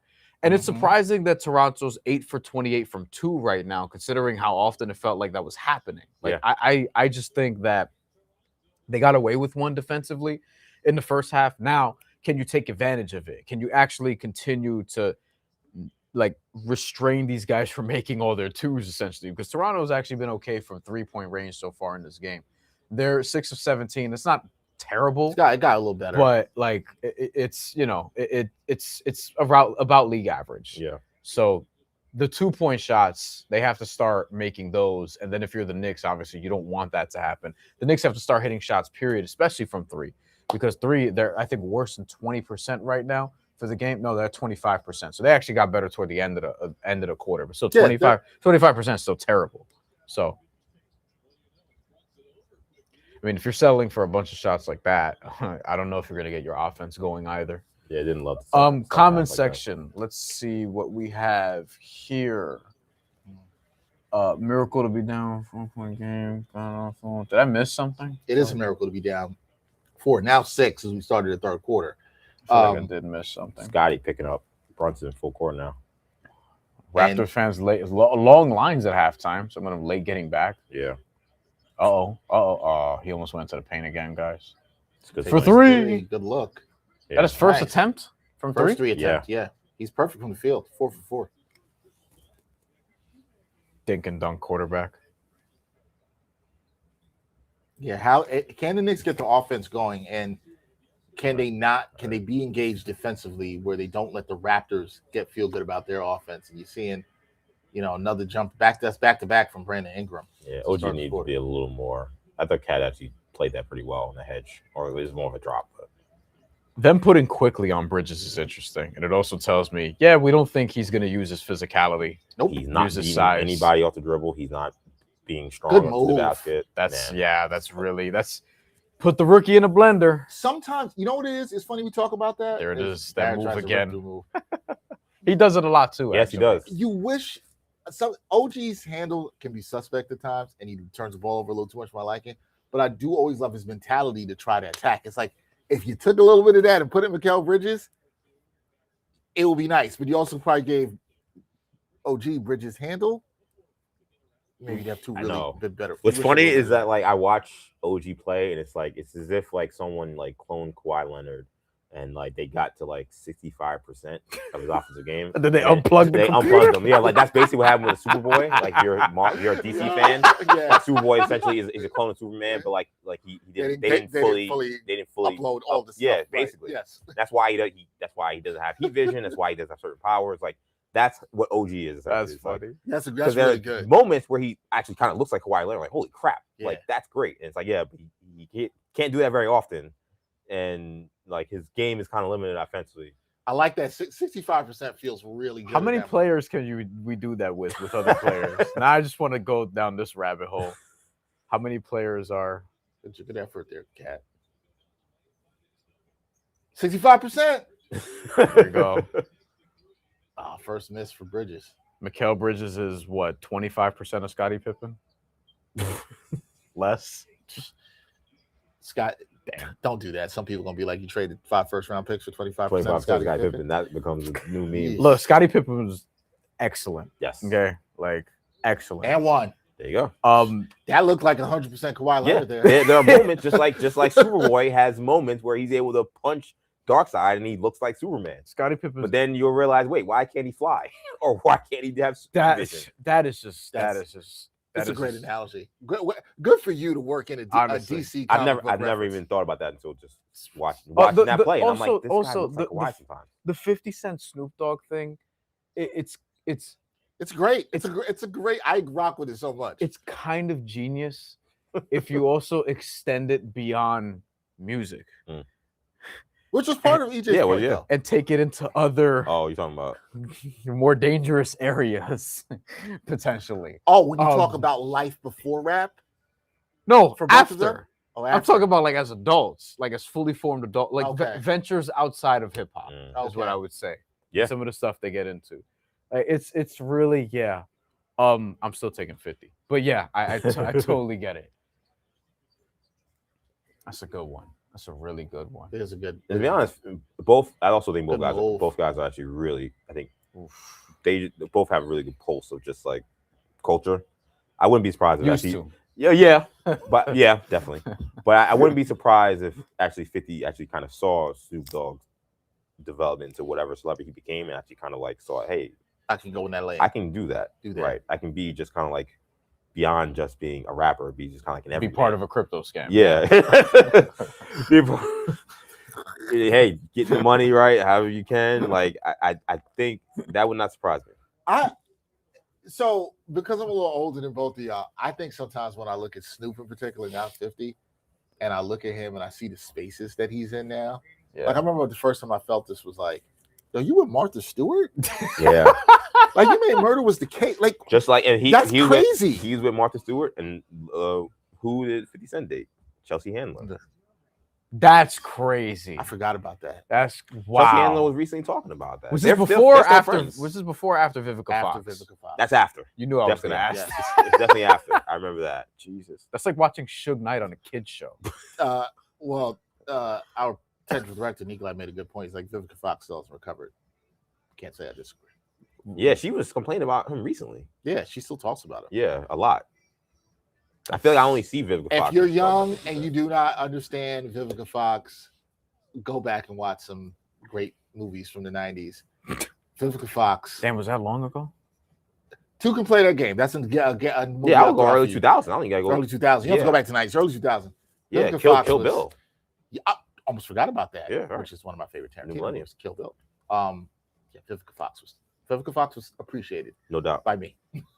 If you don't appreciate it, legend in the game. Legend in the game. Yeah. Absolutely. The absolute legend in the game. Knicks fans, how you feeling about this? Do you think the Knicks can come back? Down here a bit of a slow start here in the third quarter, down 8. But we'll see how it will go. I will say before the game comes back on, we talked about the cold tape before. Ray says, just commented right after you finished saying that, says, we kill our own momentum with precision. Shaking my head. Well, I mean, sometimes it's precisely a lot of turnovers and a lot of offensive fouls. Ray is carrying y'all tonight. Well, there's time for it to get better or worse, but we shall see. I really did like the cold tape, 4 tracks. Love that he rapped over all these 90s bad boys beats. Want to see the track list. Is he producing the album entirely himself? We don't know a lot about I don't want him to. I hope not. Yeah. I hope not too. I hope there's some variety. We've talked about this before. Like, listen, I don't care who you are. If I'll use me as an example, and y'all will agree with this. If I'm doing all my own, like shooting, editing, producing, hosting, something's lost. It's just not going to come out as I'm not going to have the energy to even put anything behind it also when it's out. So like Cole on a much grander scale, like no, just get producers or a producer, you know. I would much prefer like just take No ID, take Hit Boy, one of them, both, whatever, like take, I don't know who else you want to name, but like just Alchemist. I'd love to see him do that. Maybe we do get that. I also like that there's a lot that we don't know. I like that too.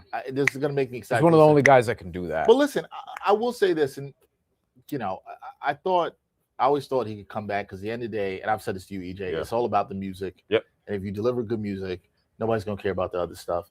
And so I think he's more than capable to what Bryan said about the level he's rapping at to deliver good music. So we'll see. Jesus. Brandon Ingram's getting a lot of good looks against his defense. And I hate to do this because it kind of feeds the narrative of the stand culture we talk about. But just the fever, the excitement, and I think the reception, which was mostly positive about this tape, I do think about that, and I think about the kind of lot of music we've gotten from Drake since this beef and how we haven't been able to get past the beef because the music hasn't been good enough to keep us around to talk about the music. So it's because we want to say, oh, what's Cole going to do? What's going on? And he drops 4 freestyles. And yes, a lot of it is deciphering. I think there potentially are shots at Kendrick Lamar in this. There may be shots at Drake in this. But beyond that, it's just awesome rapping. Right. And that seems to be, at the end of the day, what everybody's really excited about. Yeah. And the fact that Drake, people kind of say, oh, Drake's been inside. No, he hasn't. He dropped an album. Like, it was obviously a party, but like he's put out music. He's been out here. And the problem is he's also been doing the lawsuit. Lawbury's been doing Lawbury stuff. Yeah, that and also just the real insane lack of self-awareness that Drake has just in general. I'm not gonna get this quickly over because every damn time he gets a pass, they foul the guy who's shooting. Yeah. And then he's missed all his shots early, so he doesn't want to shoot anymore. It is what it is. But like Drake just has just a ridiculous amount of self-awareness that is just lack of self-awareness. Lack of self-awareness. It's the lawsuits. Yeah. It's just making the music. It's now of all times to begin calling yourself the Iceman. It's a lot of different things. It's a lot of different things with it. Seasonally appropriate, I guess. You know what I mean? Like it just doesn't make sense. And at any other moment in time, that would be an awesome album name, nickname. Like I would be totally because you could be like, oh, I'm from Canada. Right. It's cold all the time. Right. Now I'm so cold. You know what I mean? Like now, it's like it's just... But listen, I've looked at him a little. Also, he's not as good as J. Cole. Like that's I don't think so. And I've looked at him a little differently. But I also think if he came back out and made good music, it takes care of all that. Nobody's gonna care. I've said like. What's annoying to me? Then that was a step through. There's a step through, yeah. Like, but that looked like a legal one. That one looked a little more legal. But like that's a terrible pass. Like he put out For All the Dogs. Get Colin really didn't like it that much. There were some songs on there I liked, but I don't like it too. But then he didn't fade. He got criticized. I saw that. He actually that was a good one. He did not fade. I don't think I've seen him do that celebration. Get your roll on. Yeah, that's Dante Culpepper. Right? Yeah, Dante Culpepper back in the day. I was trying to think who else did that celebration. Dante Culpepper, yeah. I wonder if that's where he got it from, or I don't know. Then he actually got upset. I guess Joe Budden, others were saying this album is terrible, which it was. He always gets upset at Joe Budden. Then he's like, all right, like I'm gonna do Scary Hours 3 here, and that was dope. He is rapping on Scary Hours. I heard this. I was like, this is who I've been waiting for. Was good too. For 6 years maybe. Like I mean, legit. I'm trying to think of the last time like I really was excited about Drake music. And I said, oh, this guy's here. So what is going on? Why is he doing this? Why is he doing this? I think he wants to get out of that deal. I think that's what it is. And that's why we mentioned like the lack of self-awareness. Like, is he like, oh, wow. Are all of these things just him both trolling and all of these things him being like, let me just put stuff together. Let me take these weird selfies. Let me just be this person that like nobody would really want to spend all this money on. And hopefully they'll just let me go. And that's essentially why we're still here with this lawsuit and all the stuff that's happening. That was ridiculous. I wish he finished that. Damn, he couldn't finish that footwork was crazy. Oh man, that was crazy. Quickly ain't he's been real quiet tonight. Yeah. Yes. He was really good against the Knicks last game. Because I thought he was gonna have a big night. Just missed a whole bunch of shots early and was like, you know what?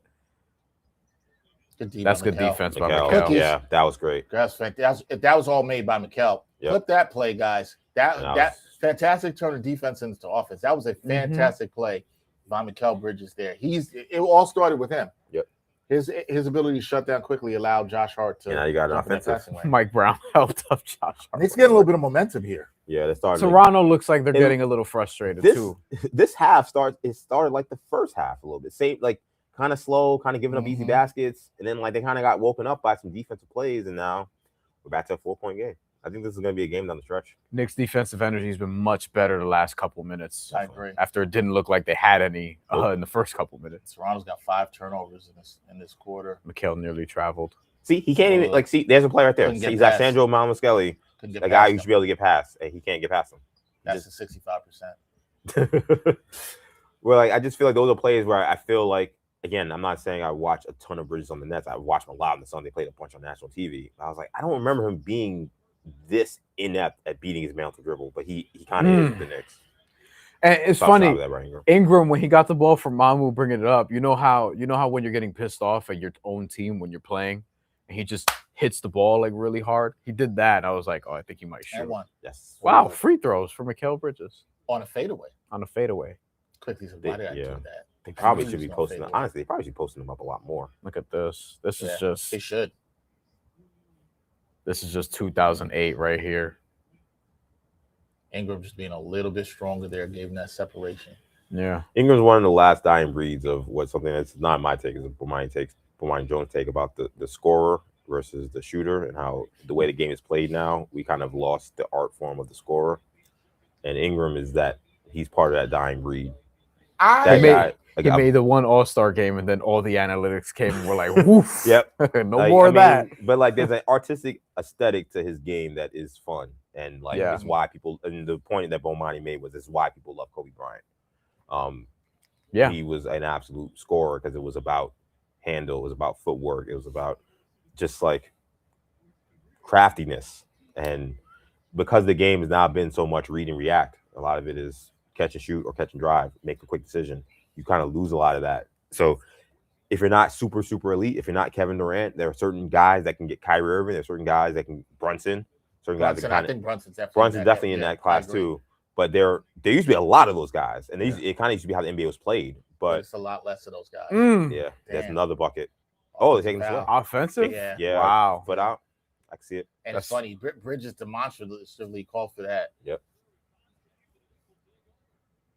They're gonna challenge. I wonder if Darko challenges that.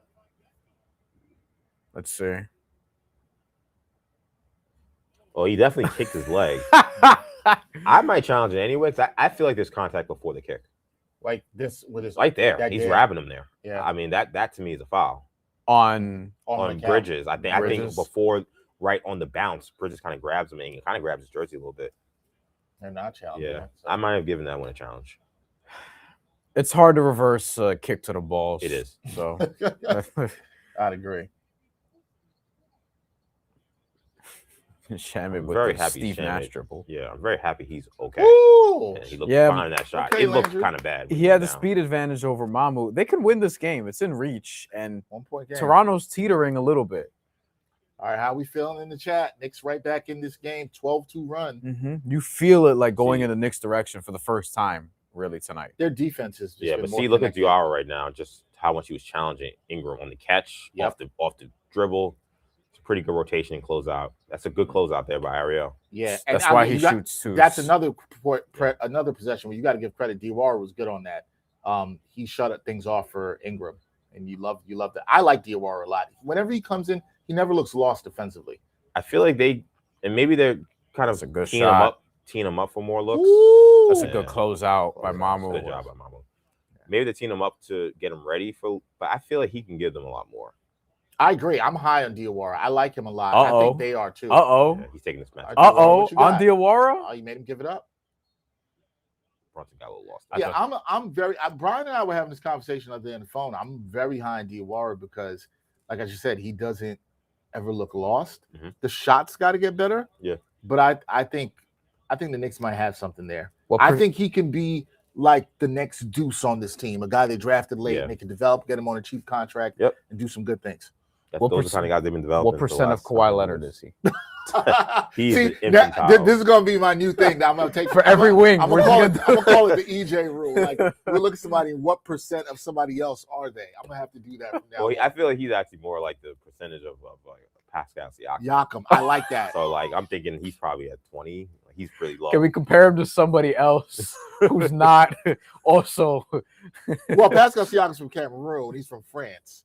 It's not like Diawara's, but yeah, of course. Oh, but before the colonialism, right? Yeah, colonialism is where we're at there. Yeah. Matter of fact, is he Ivory Coast? Hold on, I think he might be. Hold on, Mohamed Diawara. Yeah, and we shouldn't do that more because this happens. I always feel like this happens with Giannis too. You know, we talk about it as Greek culture, we totally forget his Nigerian roots, and that gets bumped out. I generally don't like that, but yes. This is gonna be harder to find than I thought. Greg, our guy Greg says Mikel is allergic to layups. Yeah, I mean, I've been talking about this all year, which is crazy because he's good at finishing. Actually, French Malian. Oh, Mali. Okay, so Mali. Okay, but he played for the French national team in the under-17s and the under-20s. I like him. So I mean, if he's good enough to play and come up through the French national team system, and like there's a chance he may play for them in the World Cup Definitely in 2027. So yeah, because I think he can defend. All I needed to know was be a when bigger we deal for started Mali, that's seeing for Mike sure. Brown put him in like November, and you don't see Pacome Dadier get off the bench. Oof. That's what told me like, okay, this what the Knicks feel about, and it's because he could defend. He doesn't look lost out there. When you talk to people around the Knicks, they like him. They like the Knicks. They probably need and it'll be interesting if they make some moves here at the deadline, some fringe moves. Do they lock up a guy like Diawara on a short-term deal like they gave McBride and say, hey, give you 3 years, $7-8 million, and also, if I were the Mali Basketball Federation, I'm trying to recruit him to play for Mali because like some people are able to, if you get some sort of a waiver from FIBA or whatever, you can switch. If you played like under 19 and under whatever, you can switch to like, oh, now I want to go here.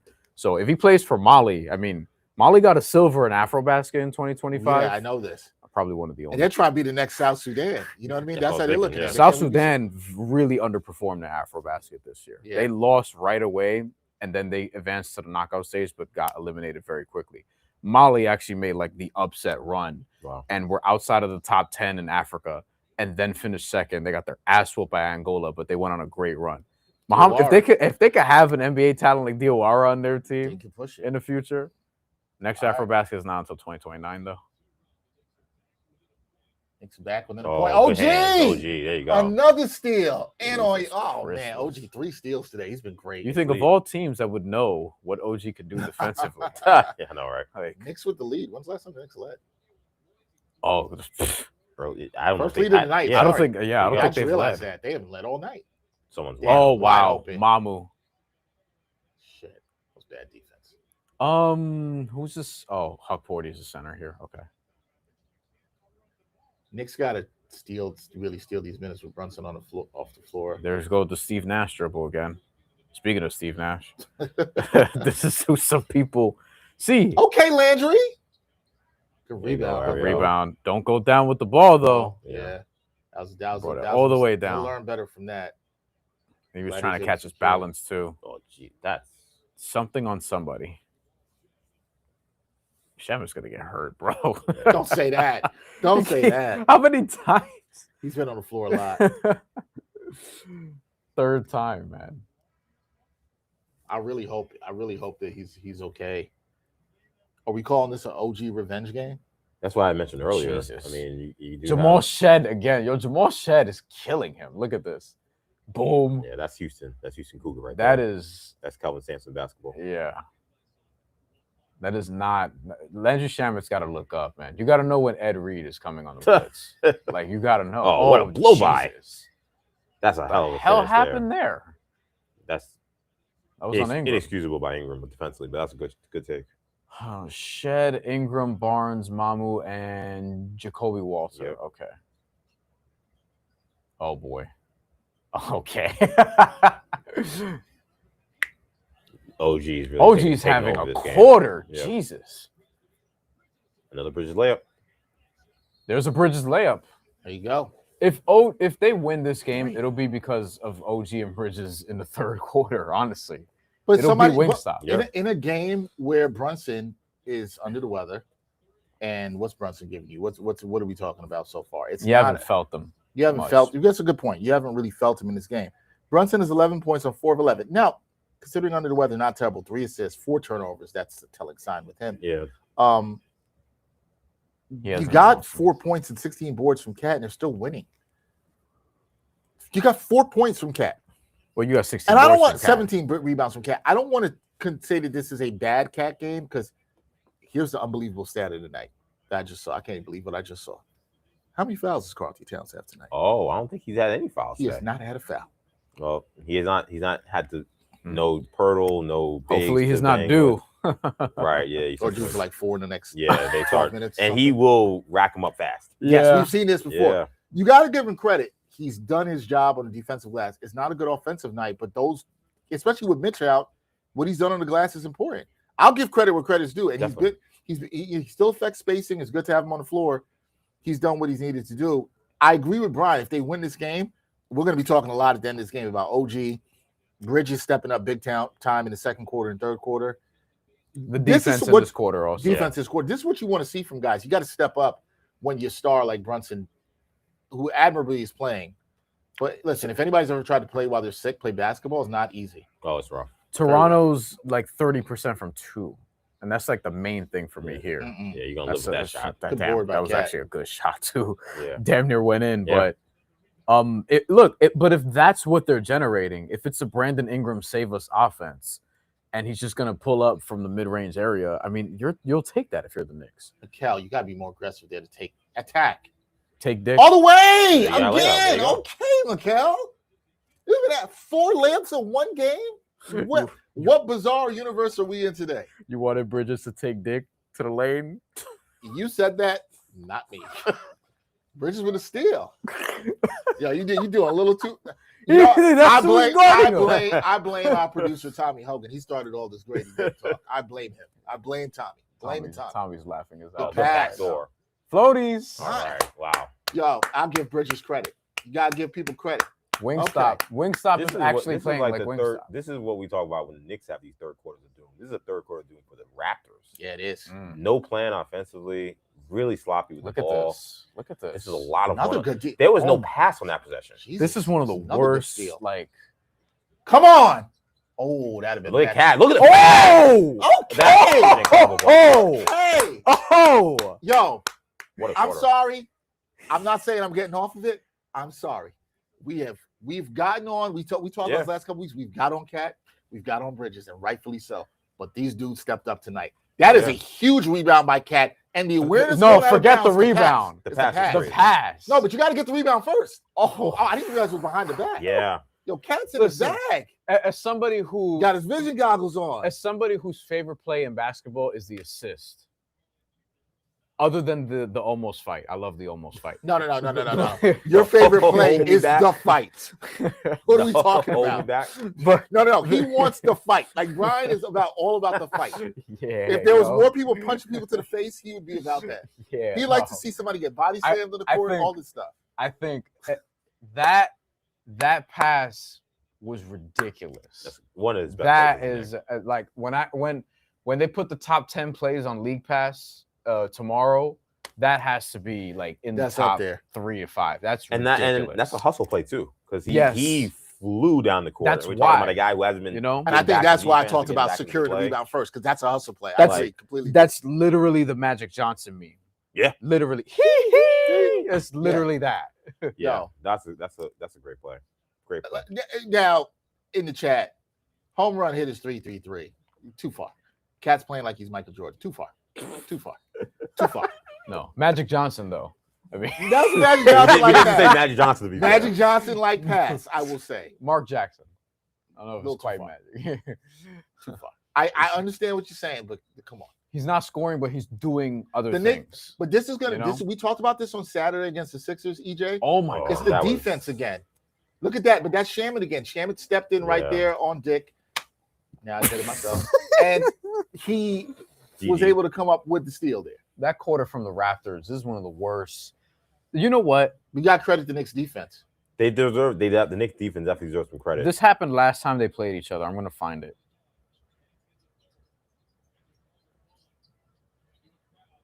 What you got, Bridges? Oh! He's cooking tonight. So NBA Cup quarterfinals, second quarter, Knicks outscored the Raptors 34-13. Yeah, that's what it was. That was the game I They didn't have quickly and Barrett 27-4 run. It's a crazy run. This game, like the defense, it's holding them to 4 points. We've seen this Philly. We saw a dominant defense against Brooklyn. Yeah. We saw it last night in the fourth quarter against Sacramento. The defense stepping up when they need to. Darko's gonna rip this team to shreds in the huddle. Philly's a better team, so I want to say this, but maybe this is up. Toronto's good. Yeah. This is up there in one of the Knicks' best defensive quarters of the season. I thought that third quarter against Philly was excellent. Same. This one is up here. Second of a back-to-back without Mitch. Yeah. And without Deuce. And with Cat playing a lot of these minutes, too. Not like Ariel Hapori. He was out there. Like, you throw in all that context. Yeah, the context matters. No Mitch, no Deuce, second of a back-to-back, a travel day. Yep. Travel day from the Garden to Toronto. Good point. You know, you had to cross the border. Yeah. During these times. You know what I mean? Like, it's a little bit of a different thing. So I think it's been a great defensive quarter for them.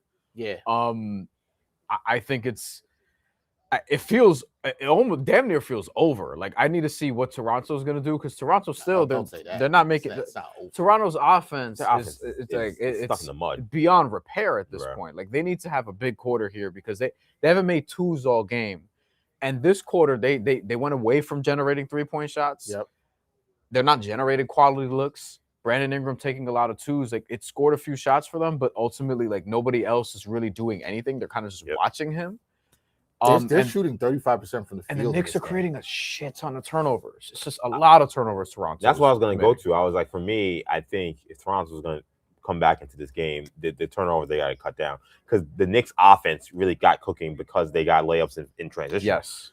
Both teams' offenses were nothing in the first half. And they both kind of started the second half slow too. Yeah. But the Knicks got some layups. They were able to run and get some easy baskets. And Toronto, they actually stopped forcing turnovers. The Knicks didn't really turn the ball over that much in that, at least not for runouts. They had a couple. I remember someone got fouled. I think the rookie got fouled from Baylor. But besides that, the Knicks have taken care of the ball. Toronto has not. If they're going to get back into this game, if you're Toronto, they got to stop turning the ball over. At the very least, make the Knicks rebound the basketball and actually have to push, not getting running starts where you got Hart and Bridges just flying and OG just flying up the court. I mean, they're showing the highlight reel now. I mean, these are pick sixes. I don't know how many they threw, but it had to be at least 3 or 4. 16 turnovers in 3 quarters for Toronto. Yeah. I mean, Ingram's who's been good, and it feels like he's not 8 of 14 from the field. I feel like he's a little bit worse than that. He was 8 for 12 also before his last 2 misses. Yeah. So, look, and that's a stat there. Brunson and Towns, 15 points on 6 of 20 shooting. Rest of the team, 67 points on 27-49 shooting. Yeah. I always say this throughout the season. You got to find ways to win games in different ways. That's what the regular season is about. Role players win championships. And why this is impressive to me, I'm so glad Bryan brought up the point. Second night of the back-to-back. Yep. We know how the Knicks have been struggling. Your best player. Oh, I was going to say. Yeah, Bridges, really I'm mad at you. You had to see how hot you We would have given you 70%. Yeah. Mamu. He's been good this year, man. Yes, yeah. He's a good player. He's really solid. I really loved him coming out of the draft. I actually was shocked he went. Look at him getting undrafted, I think. Or if he was a really low second-round pick. Getting after on the perimeter. He might have been undrafted. Yeah, I think he might have been undrafted. I was a little stunned by that, considering good of a ball handler Bridges and is on one. Driver he is. Bridges is on fire right now. Yeah. And I'm not surprised he's carved the spot out in the NBA. So this is a big game also for the standings because these teams are tied right now, and the Knicks have the tiebreaker. Does the NBA Cup get factored into the tiebreaker? No. It does not. It's the quarterfinals. It's only the quarterfinals. The reason I ask is 2-0 against them, and with 3 games left, because you're gonna see them 5 times now. So I do think that. Yeah, you're gonna have the tiebreaker. You'll have the tiebreaker for the season, which it's relevant because I mean Toronto. There's still a world where they're a 50-win team. We'll see. Yep. They may get busy in the deadline too. So that was a good decision by Cat to not force it there. I do agree. Wild pass there. Yeah, the Shammy pass kind of screwed this up. Kolik's also settled down in this game too. I think it's been a huge factor. God, I'd like to see the shot going for Cat. I don't want to kill Cat. He almost got his first foul there. He kicked his leg out to the side a little bit. He hasn't fouled. He's been on the floor. Good job by Shammy. There's a good double. But however, you're gonna live with that. Good read. You've heard the Knicks before. Good box out by Cat. He's open. Toronto's flowing into some better stuff. Yep. So, you have to play this. You have to look at this and be like, look, Toronto. I was going to say try to get the ball to Cat. Yeah. Post. They might have a run here, so the Knicks have to be able to build enough. Great hustle play there. Wow, Mamu's all over the place. Yep. There we go, Josh. Rip that. That was tough. Timely shot. That was a big shot. Late in the shot clock. They could got some momentum there. I like that shot. It's a big shot from Josh Hart also, who we've been talking about his 3-point shooting this year. Definitely. Being better, more willing to take it. That was a grenade situation damn near, but still. Yeah, the Raptors can't get anything. They can't. Cat was aggressive on the glass. This defense. Bush got a 4-and-5 situation. I mean, this is the problem. This is the problem with the Raptors. Excellent pass by Kolek. Great. The Knicks are cooking. The Knicks are cooking right now. This is over. Good. And you don't got to rush and put Brunson back in. I was actually before they made that shot, I actually was wondering, just because how they were playing, we've seen Cat not finish games. I was like, is this maybe a game where Brown's going to let these guys play for a while to see if he even needs Brunson down the stretch? I think I always feel like Mike Brown's had a good pulse of how he navigates the team, even stealing minutes today with other players. Yeah. I think you could see something like that, EJ. Right. I think you're right. So, like as long as they don't blow this lead here and they get a little bit of a run, Jesus, I think he'll try to extend as many minutes to try to not put Brunson back in this game. The problem here is like so the Knicks allow a lot of threes, and Toronto's not shooting a lot of threes. Toronto's trying to drive the ball. Toronto's trying to drive the ball down the lane, and they're not making their twos. So a team that's not shooting a lot of threes and not shooting well from two, you're like playing into the Knicks' hands. Yep. Because the Knicks, like their problem on defense is they give away a lot of open threes, and you're not generating those if you're Toronto. So they're playing directly into what the Knicks want to do defensively. Like that's what's killing them. And the Knicks are doing a really good job of taking away the 3-point shot, at least from the third quarter on.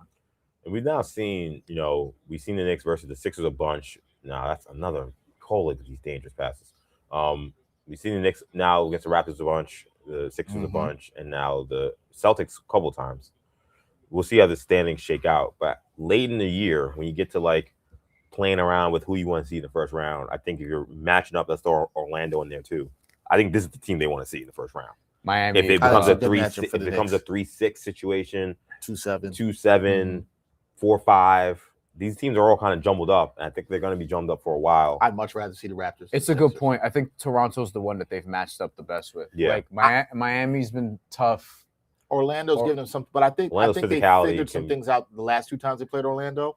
But the physicality. Orlando will remind me of what Detroit was last year. Where they may win the series, but it would be a war. Philly also, I think. I think Philly is not who I don't want to see them at all. Because of their guards. Their guards are so fast. And all of these teams, and this is why the Giannis conversation, to bring it full circle, is very fascinating with this team because, like, I feel like all of those teams can make a move at the deadline. It doesn't have to be something big. It could just be a role player move. Like Dex and I, we've talked about the Knicks making a role player move for like Yves Missi and Jose Alvarado or something with Portland or whatever.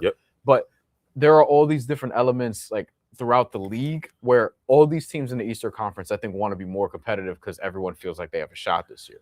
The Knicks more than anyone else because the Knicks have all their guys, like their cores in their prime, basically, whereas other teams are kind of younger, or in the case of Miami, where they are younger, but Bam isn't, but they're retooling with Bam and trying to find the second star for him. Orlando's trying to, like, they're putting pressure on themselves, frankly, and financially they kind of have to do something. So I think over the next week, because trade deadline is next Thursday, then we'll see where everyone's at. There'll probably be some buyout guys too. I don't know to what end.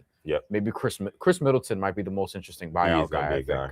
I think. And see where he goes and what he has left.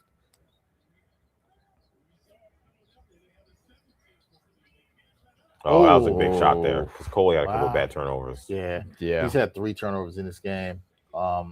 Big shot for him. First half 3-point percentage 21, second half 50. And Toronto 35 and 25. 25 on low volume too. Oh, Cat with the block. Good block by Cat. Uh-oh. Protect the ball. That can't happen. Those are essentially turnovers. Those kind of shots. Bridges is limping, but he never gets hurt, so don't worry about it. Kolek, maybe I want to twist his ankle on that because he landed awkwardly. Yeah, he shouldn't have taken that shot. Yeah, isn't the whole appeal? He twisted his ankle. Yeah, he did. On the Euro. Why is he taking a shot 1-on-2, damn near 1-on-3? Isn't the whole appeal of him to be a point guard? I agree. I think if you're gonna go, he's got to go right through his chest and try to at least get fouled. He tried the Euro and then he twisted his ankle on it. Time to call Trajan Langdon. Hey, I like to see him do a deal with New Orleans. I would like to see that. Shout out to Flatbush Dre. Flatbush in the building. Always like to see that. You see the shirt. You already know what time it is. Brunson immediately comes in and gets a bucket. Wow. And this, I don't think Brunson. I forgot all of that, and then by the way, here's Jalen Brunson. I don't think the year comes in. I don't think Brunson would even have came in that early if it was Kolek didn't roll his ankle. I agree. I don't think so. I think Brown was going to really save those minutes. I mean, you could put Clarkson in. But that tells you a lot that he didn't. It does. You know what I'm saying? With Brunson nearly not playing and on the second of a back-to-back with the big lead, because you're right. I think you could have said in the world, let's go to Clarkson, but he didn't. Why?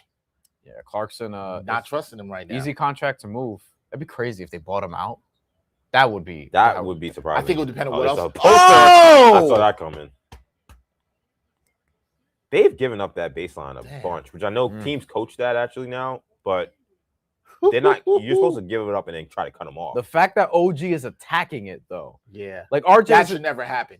That should never. See, happen. RJ's expecting help from Colin Murray Boyles because RJ did his job, but Cat's the threat. Yeah. And that's how that's why RJ's playing it that way too, because he's expecting his rookie to get ready to help because I'm gonna have to switch off because Cat's gonna pull away and try to stretch and make this three, and he did not get the help. Roy Murray is thinking, I don't want to leave Cat because I don't want to. Just miscommunication. They're clicking. This has been a crazy shift in this game, considering what they were in the first half. Where I thought the compete level was there, but the execution was not even close. And now the execution, you've seen it come up. Now it's match the compete level in Toronto. They're cooked right now. Brian said it was over when it. I was shocked. 12. Yeah, I was like, early. I don't want to say that. But you saw the signs. I didn't like the signs from Toronto. You saw a dead body. You knew what it was. I did see enough signs with the Knicks and more than just the defensive intensity, but also just getting Toronto really uncomfortable on both ends of the floor. Yeah. So even Toronto defensively, we just talked about it. They're struggling to figure things out here. I think that's a play probably worth revisiting at the end of the game. We talked about it a little bit, but that miscommunication from Colin Murray Boyles and RJ Barrett, and then OG reading that. Cat doing his job, by the way, of pulling the defender away. Great job. OG reads, hey, I have an open baseline here, and I'm just going to take it. I'm not going to settle. I'm not going to look for a passer. I'm going to just take the dunk and one. And this looks like it's becoming an insurmountable lead given the way Toronto's played.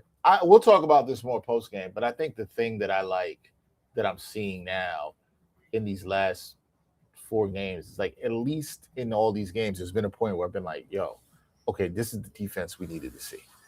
And definitely, maybe there's an argument to what you said, EJ.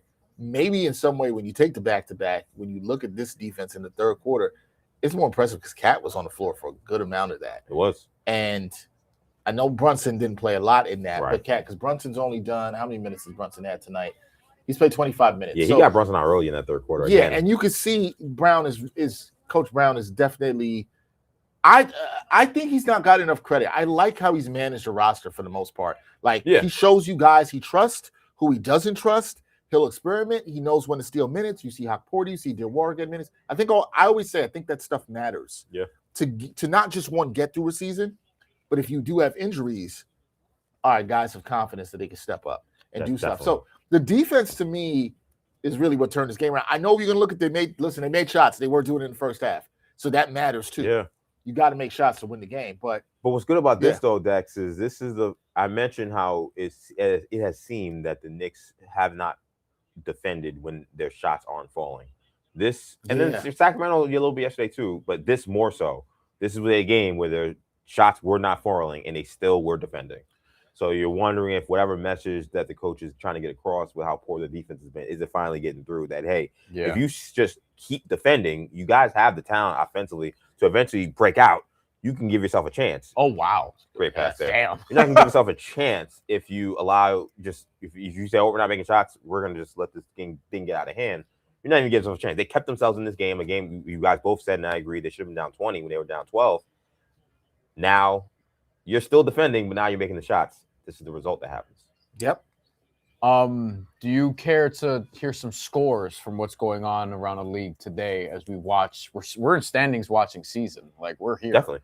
More than halfway through. Yeah, once you're halfway through, you can legitimately start looking at standings. Leak out.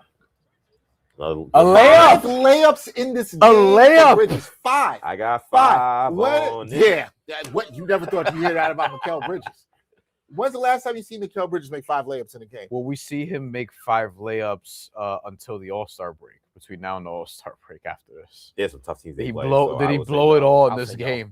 Yeah, I've looked at this Knicks schedule, and this is if you were feeling optimistic about the team prior to that stretch, and you were looking for any signs that team is still in there, you're seeing it now. Woo! Obviously now they're just All right, it's the floodgates Diawara are time. Game. Yeah, It's Diawara time. I said it later than Bryan. Bryan said it 5 minutes ago, but yes. I mean, I wouldn't have pulled the starters, to be clear, of 12.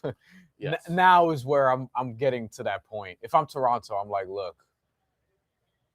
Oh, that's a weak foul call. All right. That was a weak foul call. I didn't think OG. I gotta look at that again. Did OG touch him? So the Pacers beat the Bulls 113-110.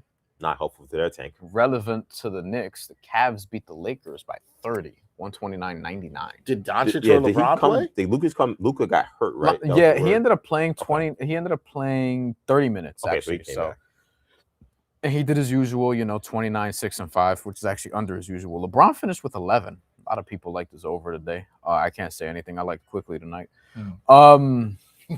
Let's see. Look, it happens. Hawks are beating the Celtics in Boston. That's huge. My guy Sean The Little Knicks will be tied for second. My guy Sean Little did say he did really like the Hawks in that game tonight. They're up 106-92 with 6.5 minutes left. The Magic, who you talk about bad matchups, they've been beating the Heat this year. Like they just figured some things out against them, even when they're playing poorly. They also had a crazy game winner against them too, right? Yeah. In that game, the Heat played better, but the Magic ended up playing better late when it mattered. Orlando 117-104. They're winning 6 minutes left in the fourth. This game is going on. The Hornets, who I love. Your team. Yes. They are fun. I love watching them. Yeah, they're fun. 90-75 beating the Grizzlies after 3 quarters. And I had the Hornets money line tonight. Damn. What did you make of, before you get to the other scores? There's only 2 more. The rest of them are the Western Conference. It's really early. Timberwolves beating the Mavs at halftime 58-48. Well, it looks like they're going to shoot another free throw. Warriors beating the Jazz in the second quarter 40-27. And the Spurs play the Rockets after this. Actually, they're about to play now. It's a good game. There was some reporting about potentially the Knicks have called multiple teams outside the Bucks, obviously, about Giannis, and one of them being the Hornets. That was the one of that was the one of the other teams when I saw it was like Grizzlies. There was 2 other teams that made sense. I could see who the Knicks would want from. That was the team I couldn't figure out. I was like, why would the Hornets want Towns, and who would the Knicks want on the Hornets? So I couldn't figure it out. So the short answer is maybe it's Miles Bridges and Colin Sexton. So it's like it's Bridges is like it's weird. You know what I mean? Right, like I don't think, but I think more to the point, I think Charlotte is gonna be a team that you can like they're not trying to lose. Like no, definitely not. They're not that they're trying to they're not making a win now move, I don't think. But they're a team that still has like they know they're not going to extend Colin Sexton. Yeah. And he's important to their team, but also it's Colin Sexton and you could get something for him, you know? Yeah. I think that Josh Green to a lesser extent, even Trey Mann, who hasn't been very good this year, like they have some stuff that they can move around because they have a lot of young guys they want to play and see it through with them. And Charles Lee has like a certain style he wants to play. There's going to be a team that needs a scoring punch with Colin Sexton. I don't know if it's necessarily the Knicks. And then with Miles Bridges, I'm sure that's a guy that is not in their future plans. And he has a descending contract too. That's short term. He only has 2 years left. That may or may not include this year. He's like 25-ish million, and then it descends. So I think that's really it. I don't think Charlotte makes a lot of sense as a Knicks trade partner, though. I think they probably facilitate somewhere else. That's like, what makes sense to me. Like unless for whatever reason they wanted Colin Sexton in like the Clarkson role, but why would he makes $18 million? Why would you pay that much for that? Yeah. Like we even talked that out this week. I'm like, look, Sexton's good. Sexton's legit. He's good. He's efficient. He can get you 15 points in 22 minutes. He damn near averages that. Oh, that's a great dog. Quarter body there. So yeah, I don't know. I think there are certain teams with the Pelicans make sense as a trade partner with the Knicks. The Blazers kind of make sense. It depends on what they want. Yeah, I agree. I agree with that. But it's funny when you talk about getting involved, even with Charlotte, and even if it was a cat dumping.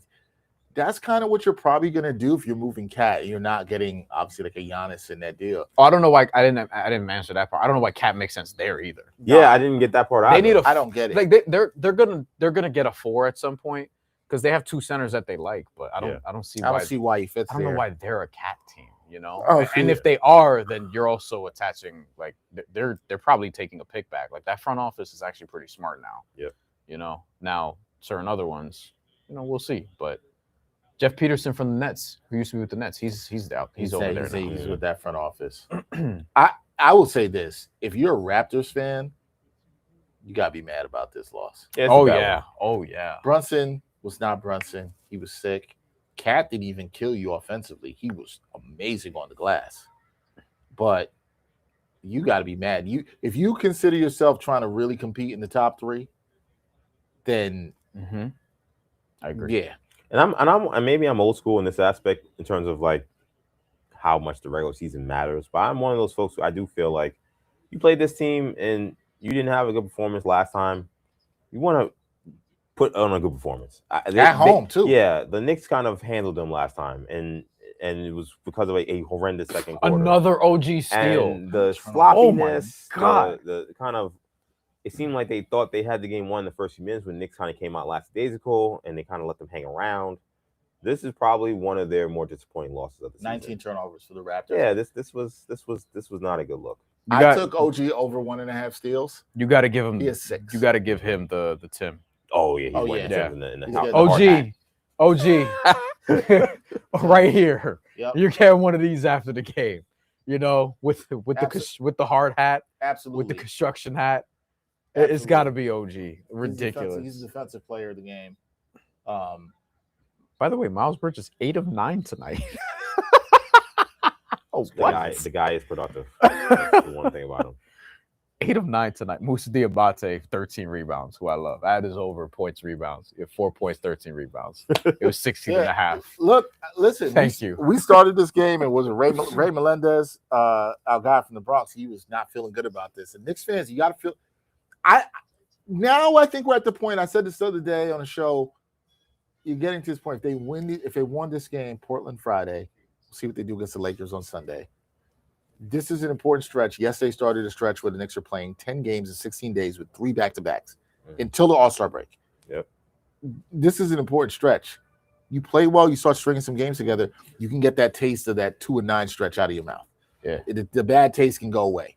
Definitely. Things can change. And it'd be nice if you have that stretch going into the All-Star break, not the All-Star break, the trade deadline. Yeah, I was gonna say it kind of feels like even before we get to like the All-Star break or anything like that, like this is big. Like this little like that again, that 2-9 stretch made I think a lot of people really reassess who the Knicks were as a team.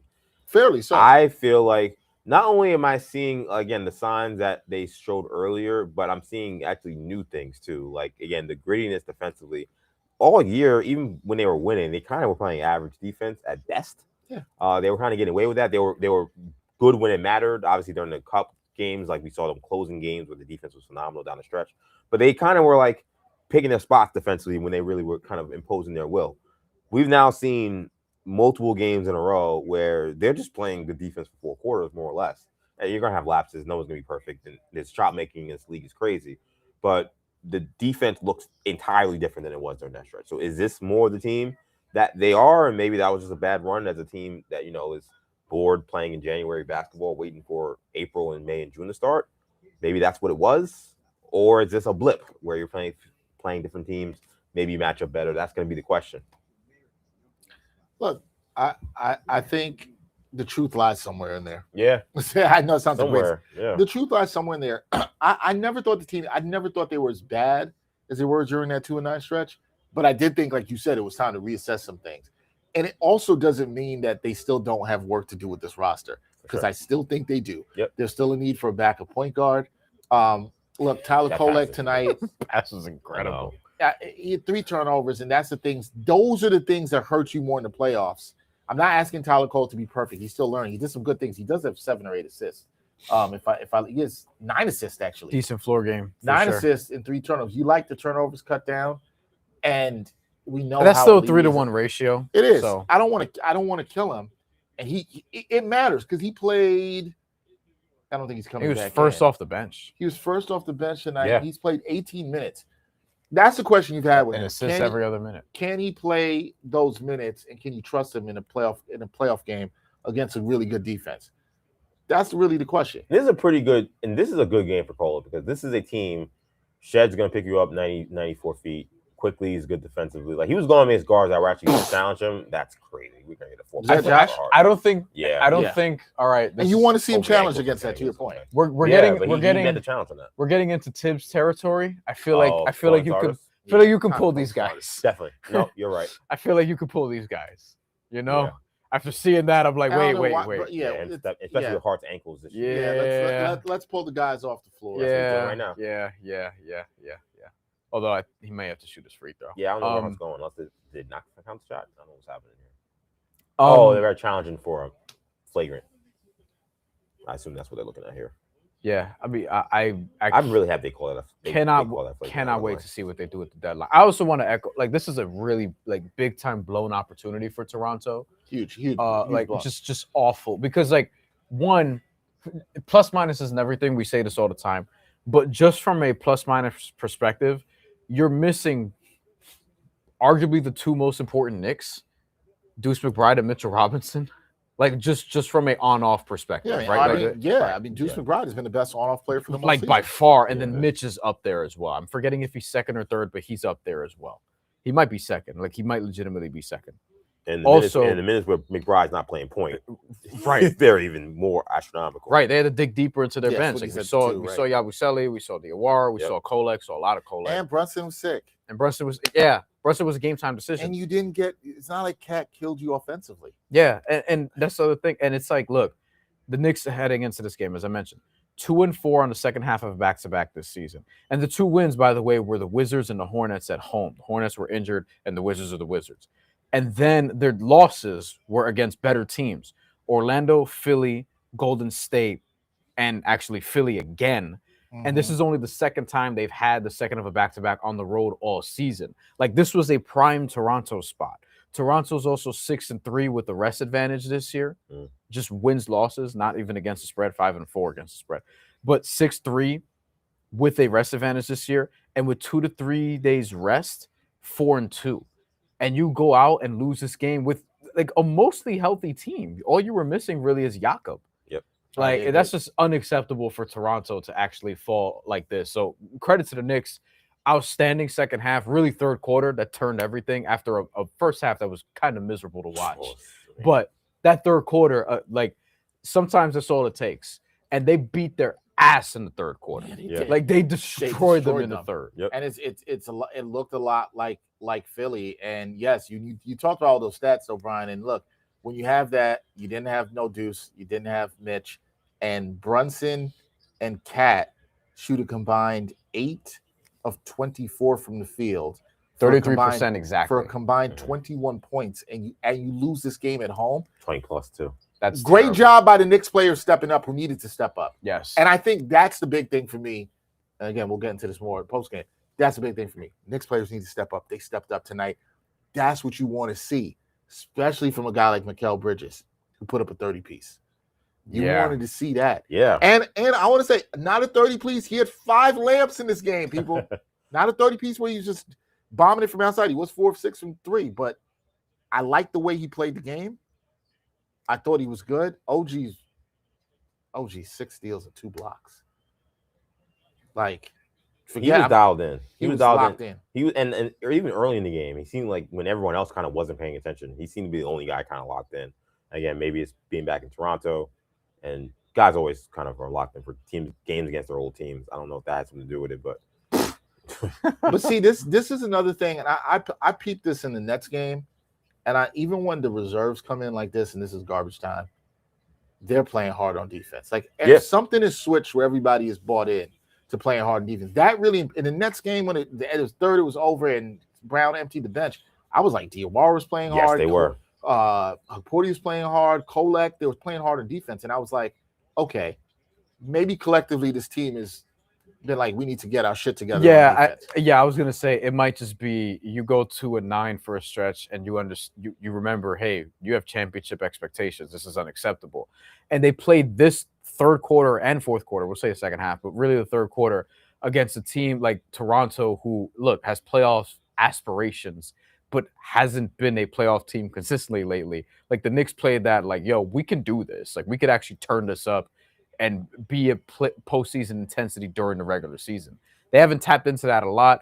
I think fans are antsy, and I would say a lot of people just watching the team are antsy because they want to see that more often.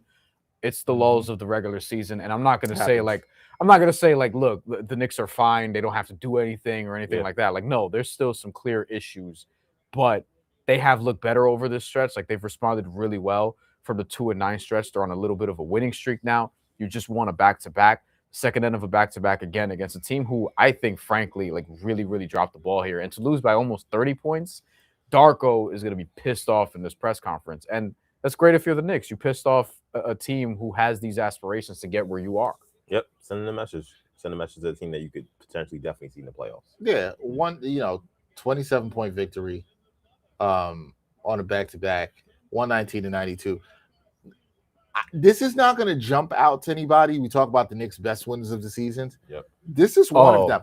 I always say context matters. I love that win that they had after the Cup in Naptown against the Pacers, and nobody played. Yeah, and they still won that game. This is kind of like that to me. In the way they got it done. Grady, come on, MSG. You got to let us see if we're going to get a Grady Dick jersey swap.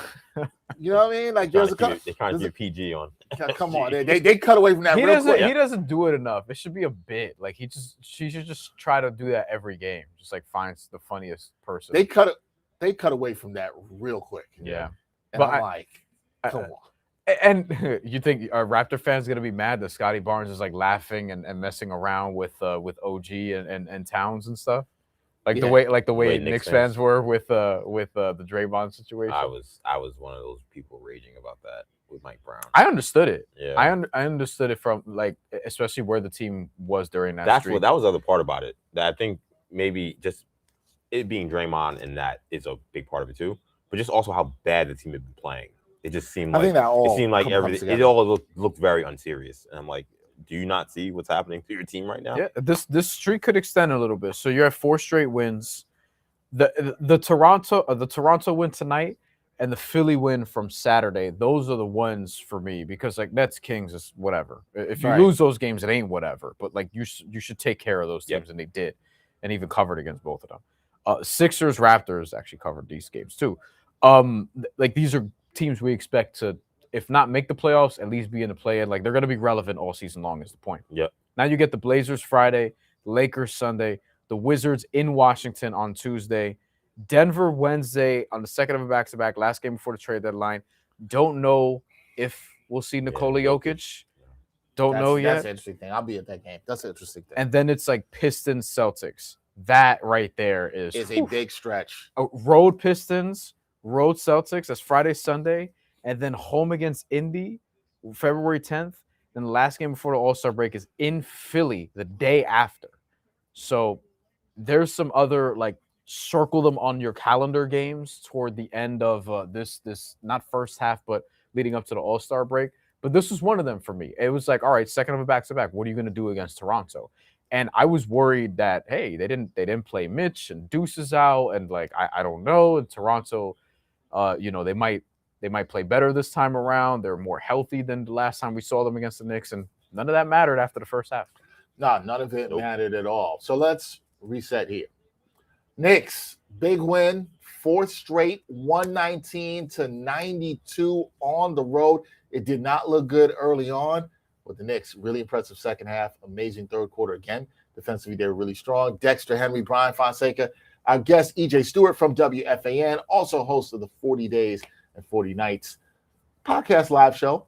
New Generation Media. Check it out. Hit that subscribe button, like button for them. Hit the subscribe and like button for us here with the New York Post Sports. We're going to talk to you about what the Knicks did tonight, and it was, look, guys, really impressive.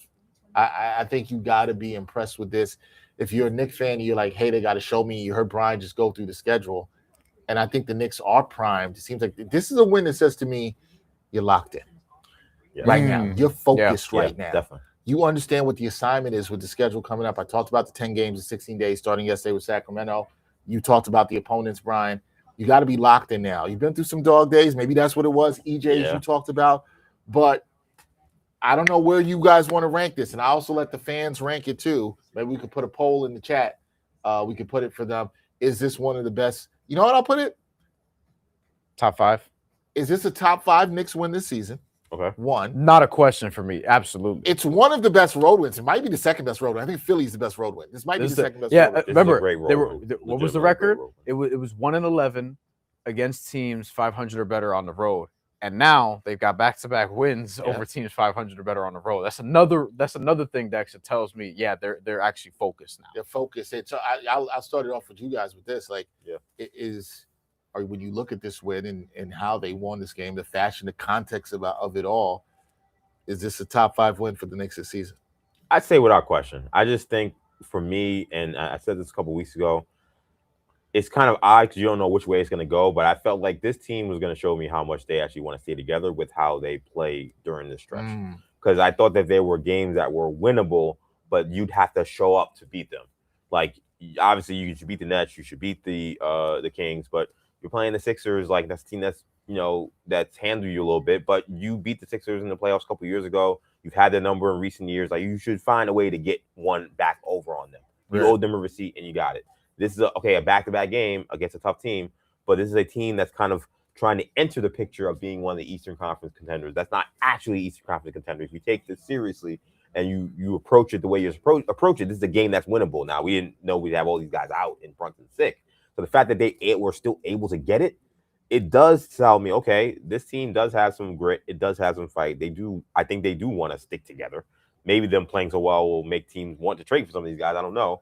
But I do think that this was definitely one of their top wins of the season because now you remove yourself further away from how the beginning of January started. Yeah. You had that such a rough stretch. Great point. You can really put that more in the back burner because now you can say, this is where we're at now. Like Bryan was doing just a couple minutes ago. Now let's look ahead and see where we can get some big wins to maybe really put us in a good position in terms of the standings. Two of the words that you just said there, I agree with everything you said, but what really stood out to me is grit and fight.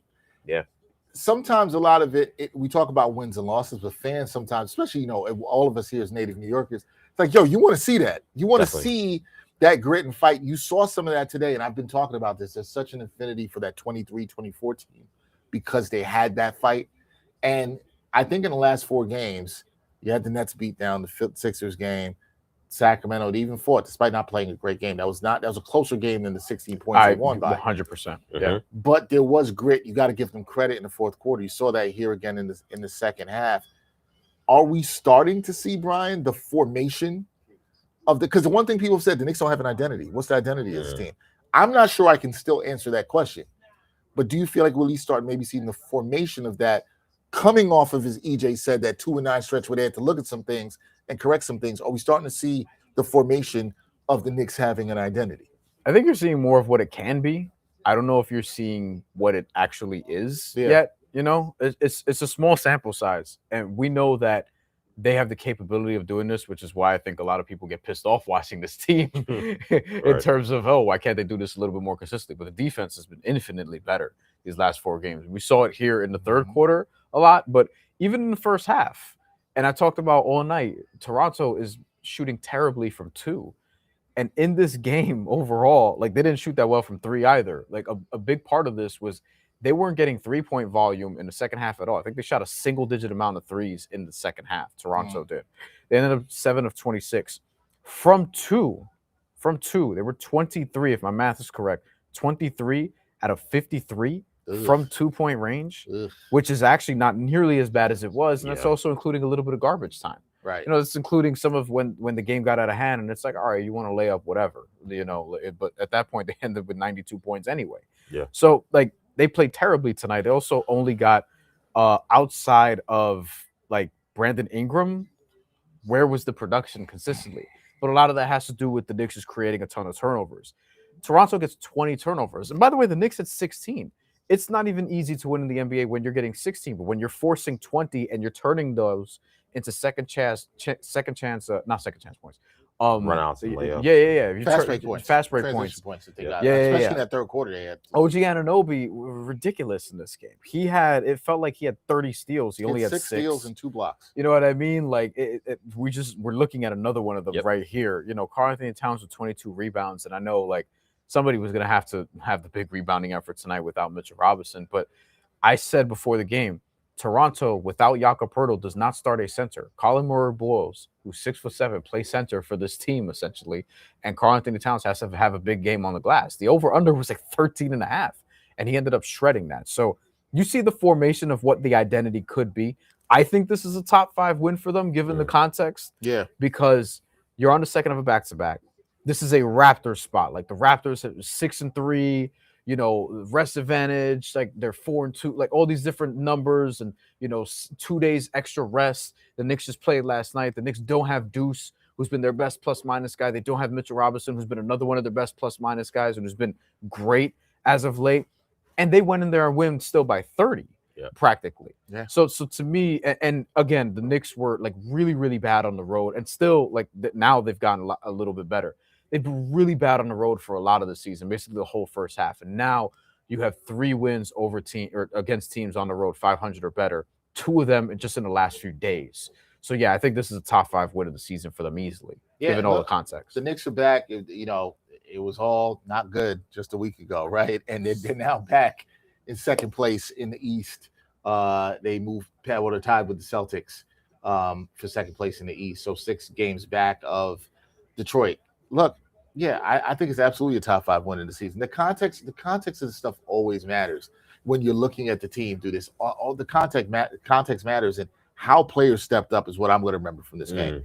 Yeah. Because Mikal Bridges, because this is the thing I've been asking for. Can you step up when you need him to step up? Yep. You saw it tonight. OG, I wasn't maybe necessarily worried about being back in Toronto. Wasn't necessarily worried about that. But can you step up when you need to step up? Mikal Bridges, you got to give him credit. He had 5 layups. You don't see that. Like, listen, you may never see that again for the rest of the season in the game. You may never see that again. He had 5 layups in this one, right? All the players stepped up. I got to give Mike Brown credit for the way he used Josh Hart. Another good game, even though he didn't get his trademark double-double. Cat, we talk about the word sacrifice. It's been used a lot with Cat and how he's adjusting the offense. Not an offensive game that's going to make you go, oh, man. But you know what? He did his job. Bryan said he had to be good on the boards. He dominated 22 rebounds, right? He helped finish possessions defensively. Cat did what he had to do. That's how you win basketball games. I think a lot of times we focus way too much on offense. You're going to win by getting things done on the defensive end. He got it done. I was impressed with Cat did it, and we saw that behind the back pass that Cat every had. time it gets That's great. That's one of the highlights. That's his best play of the season. Yeah. Honestly. I mean, you might be right about that. That's his best play of the season. You might be right about that. Where did he come from? And to get the rebound, and there was hustle. Yes. It was awareness. Yeah. And it was part of what he needed to do in winning the game. It's all the things you've talked about looking for Cat. And you know what? Cat didn't have a single offensive foul in this game. Right. Did he have a single foul in this game? No fouls in this game. Yeah. Like, I don't even care that he shot where he shot because of that. And just the assist. He pressed triangle and double, and he tapped square twice, like immediately. You know what I mean? Like, how, like, that's the best Cat play of the season. You know what? You're probably right about that, in that being the best play for him of the season. And it was just, it amplified it embodied a winning play. It was a hustle. It was everything you did. This is the effort people want. When people say a lot of times, EJ, and I say this, they're like, I need this out of Cat, or I need this check mark, or I need Bridges to do this. I focus too much. You think we focus too much on they got to hit this number. No. Are you doing things that contribute to winning? Yes. That's what we saw tonight, pretty much team-wide. Yep. Right? Yeah. Even Gershon Yabusele gave you good minutes tonight. Yeah, and thinking back on Cat, to me, like what I thought about as you were talking about him, and you made so many great points, he was what they needed him to be. Like, sometimes you don't need him to score 35 points. Right. Like, sometimes that's not what the game requires. That's not what you're asking for, just the way they were playing him. He also seems to still be in this offensive funk, but he needed to be a monster on the glass, which he was. He needed to be a big body, throwing guys around on the basket, not fouling people, but just being a big presence, which he was. A threat that opened up. We saw the OG dunk on the drive by in the baseline. Him being just a threat to be a shooter. He made that happen. And defensively, being there, effort. That third quarter that turned the game. Again, he played a lot of that third quarter, and that was one of the best third quarters defensively the Knicks have had all season. One of the best quarters that they've had defensively all season. The fact that they had that with him on the floor, and it wasn't like, oh, he was out there, but like they kind of just lucked into him being out there. He was making defensive plays. Yeah, he was making deflections. He was on his drops and hedges. He was in the right position every time, which that's all you're asking for. You know, whenever they say, oh, a guy's not good defensively, but he's a good positional defensive player. Right. That's usually what they say when a guy's not necessarily who can guard up on somebody man-to-man. Cat was a good positional defensive player when they need him to be. He was excellent on the glass, which he usually is, but he even was tenfold on that, doubling up on his average of rebounds per game this year. He was what they needed in this game, and that's what he needs to focus on. He's focused too much on, I'm not getting enough touches, I'm not figuring out this offense. What the Knicks will need night to night, they'll adjust when they need him to get 30 points or the 35 points. They know what he is. They know what he's capable of. There have been too many nights, though, when they've needed him to be something else, and he seems to be still stuck on last season and what he was for the Knicks and how much he appreciated how he played under Tom Thibodeau. To give him a little bit of credit, too, this is a night where, you know, you looked at a big game, you're like, he's got smaller guys on him. He should dominate offensively. 100%. The thing I want to give him credit for is he never forced the action tonight. He only took 11 shots. Now, there's going to be some people out there that I think are very offensive-minded and be like, you need more than 8 points out of Cat. I completely disagree. I'm with EJ on this. In this context, you play to what the game dictates, and you deliver that or you don't, right? You have to get that done. To me, he played a good game tonight because he played within what the team needed. 100%. And he did that. And it's not all about how much you score offense. There's two sides of the game. He did his thing defensively. He was never out of control. He didn't have a foul. Not an offensive foul. He didn't have a foul. This is the bizarro game. He didn't have a foul, and Mikal Bridges had 5 layups. Right? It's not just him. Guys did what they needed to do. And this is a game where Jalen Brunson was 5 of 13. He was sick. Right? But the Knicks stepped up. The other players and gave him the medicine that he needed so they can get right and get their 4th win. That's another reason why it's a top 5 win. Because it wasn't Brunson or it wasn't Cat. It wasn't either of them in terms of from an offensive perspective. Like you got one of Mikal Bridges' best games of the season. It's his best actually, no, you got his best game of the season. That's the other thing about this. It basically was a nothing for the first, 20 minutes of this game? It was at the end of the second quarter when we realized, he's actually out there. We joked at halftime, primarily me, about like he got his 6 points in just one flurry. And then it was like, all right, will we see him again? And we saw him again, for sure. And I do think with OG also played one of his better two-way games, obviously. Maybe he's had a better game than this. I don't know, but from a defensive perspective, it really felt very all defense-ish. And that's what I kept saying in my head. I'm like, this is a guy who could be all defensive second team, like the way that he was just destroying the passing lanes. And he took advantage of some lazy passes that Toronto had. Yeah, he did. But also just reading the defense, reacting, being able to generate buckets on the other side. He's the MVP of this game. 100%. He's not just defensively. I just think as a two-way player, he was the MVP of the game. He kind of set the tone with his defense. Then he got easy buckets.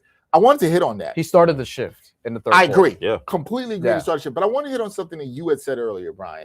And I thought it was interesting in how you win a game because we looked at how ugly this first half was for both sides. This was not a beautiful basketball game to watch at all, guys. I was almost like, EJ's going to leave. He was like, why am I here? I don't want to watch this. I could not believe they were down 4 at halftime. Which is crazy when you looked at how the Knicks played. To your point that you made, you talked about OG, and not just him in particular, but I thought his defense, we saw the 6 steals and 2 blocks. The Knicks, everybody was on the struggle bus. I just want to say everybody was on the struggle bus in terms of offense. But the Knicks then got good looks on threes. They were getting easy shots in transition. You know what helps win games when you're struggling? Both of those things. But particularly being able to find easier ways to score, which is something Mike Brown has talked about at the start of the season, right? Wings getting to the corners. You see Mikal cooking. You see OG cooking. But here's the thing, guys. We can talk about all that and how the offense looked good. Where did it start? Started with defense. Absolutely. That's what turned it around. Defense. It started with defense. You had guys able to. The ball was moving on a night when Brunson was under the weather, not feeling well. And got to give him credit. He played. He wasn't at his best, but you step out in the court, you got to compete. He competed. Not a great night for him. But listen, OG's to me set the tone defensively, and I thought that was infectious for everybody else on this team. He's the MVP of this game, hands down. When he's playing with force, because of his athleticism, because of his strength, he just can change the dynamic of the game on both sides of the floor because there's just not that many guys in the court at his size, with his strength, with his athleticism, that can do the things that he can do. And it's ironic. This is actually one of the teams that actually have guys of similar body types. But again, it speaks to just how dynamic he is, why he's a special player, why it took forever for Toronto to finally eventually give him up. He's a unique talent. And this is you wish you could see some of the consistency from him in this.